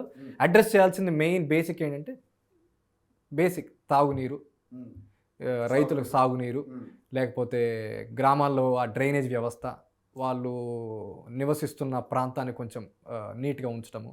అండ్ మా ప్రాంతంలో ఒక దురదృష్టకరమైన సంఘటనలు ఏంటంటే కొన్ని ఇళ్లల్లో మరుగుదొడ్లు కూడా లేవన్నమాట. సో ఎందుకు సెంట్రల్ గవర్నమెంట్ నిధులు ఏమి రావట్లేదు? ఎందుకంటే ఈ మరుగుదొడ్ల విషయంలో సెంట్రల్ గవర్నమెంట్ అంత ఫండింగ్ కూడా ఇస్తుందని చెప్పేసి మరి దాన్ని ఎక్కడ మరి మనకి ప్రాక్టికల్ కనిపించాలి కదా. ఉండుంటే బాగుండు, వెల్ అండ్ గుడ్. మరి కనిపించట్లేదు. సో అదొక నాకు చాలా కొంచెం ఎఫెక్ట్ చేసిందండి. సో కనీసం బేసిక్ కమ్యూనిటీస్, బేసిక్ థింగ్స్, సరే ఇండస్ట్రియలైజేషన్ తర్వాత డెవలప్మెంట్ అవన్నీ ఓకే, కొంచెం అవి వెనకబెట్టుకున్న బేసిక్ కమ్యూనిటీస్, నీళ్ళు, లేకపోతే అక్కడ వాళ్ళకి శానిటేషన్ కానీ, లేకపోతే వాళ్ళ హైజీనిక్ కండిషన్స్ బతకడం కానీ, మంచి తిండి దొరకడం కానీ, వాళ్ళు ప్రయాణించే రోడ్లు బాగుంటాం కానీ, ఎలాంటి ఇప్పుడు రోడ్లు బాగాలేకపోతే ఖచ్చితంగా ప్రమాదాలు జరుగుతాయండి. ఒక కుటుంబంలో ఒక వాళ్ళ చనిపోవడం కూడా జరిగింది. సో ఇవి ముందుగా అడ్రస్ చేసిన తర్వాత పెద్దవాటికి వెళ్తే బాగుంటుంది. సో నాకు అవకాశం వస్తే మాత్రం వీటి మీద ప్రత్యేక దృష్టి పెట్టి ఫస్ట్ ప్రైమరీగా ఇవి నేను అడ్రస్ చేయాలనుకుంటున్నాను. ఎస్. ఓకే అనిల్ కుమార్ గారు, మీకు మంచి రాజకీయ భవిష్యత్తు ఉండాలి మనస్ఫూర్తిగా కోరుకుందాం. ఎందుకంటే పార్టీ కూడా కాంగ్రెస్ పార్టీ మంచి పార్టీ, సెంట్రల్ పార్టీ. సో ప్రజలు నిజంగానే కాంగ్రెస్ పార్టీని కనుక ఆదరిస్తే మీరు అన్నట్టుగానే తెలంగాణలో మనం అనుకోలే, బట్ మంచి బ్రహ్మాండంగా ఇక్కడ అధికారంలో రావడం జరిగింది. సో కాంగ్రెస్ పార్టీ కూడా ఏమో ఆలోచన చేస్తే చెప్పలేము. ప్రజల నిర్ణయం, ఏమో గుర్రం ఎగరవచ్చు. So right, all the best మీకు. Thank you very much. It was nice talking to you. Thank you very much. So నేను కూడా ముందుగా ఎందుకు ఆల్ ది బెస్ట్ చెప్తున్నానంటే ఇలాంటి జెమ్స్ రావాలి, బట్ చదువుకున్న వాళ్ళు మెయిన్ రావాలి. బట్ అంతా మంచి జరగాలని కోరుకుంది. ఎందుకంటే ఆంధ్రప్రదేశ్ రాష్ట్రం మీరు అన్నది చాలామంది మనం పబ్లిక్ సర్వే చేసినప్పుడు ఓ 20 సంవత్సరాలు వెనక్కి వెళ్ళిపోయిందని ప్రతి ఒక్కరు మాట్లాడుతున్నటువంటి పరిస్థితి. సో దురదృష్టకరం. సో ఆల్ ది బెస్ట్, మీకు మంచి భవిష్యత్తు ఉండాలని మనస్ఫూర్తి కోరుకుంటుంది. థ్యాంక్ యూ వెరీ మచ్ అండి. Nice talking to you. Anil Kumar గారు ఒక వృత్తి పట్ల మంచి ప్రేమ అన్నీ ఉన్నప్పటికీ కూడా డాక్టర్ వృత్తిలో కంటే కూడా రాజకీయంగా తను ఎదగాలని ఒక మంచి ప్రయత్నం అయితే చేస్తూ ఉన్నారు. సో అది కూడా ఎర్రగొండపాలెం నియోజకవర్గం నుంచి ఆయన బరిలో దిగబోతున్నారు కాంగ్రెస్ పార్టీ నుంచి, అంటే కోరుకుంటున్నారు సీట్ కోసం. సో అధిష్టానం ఆయన మీద దృష్టి పెట్టి యువ రక్తానికి ఎంకరేజ్ చేసే కార్యక్రమాన్ని పెట్టుకుంటే డెఫినెట్లీ ఆయనకి సీట్ వచ్చే అవకాశం ఉంటుంది. సో చూద్దాం ఏం జరగబోతుందండి. ఓర్తిస్తుడి.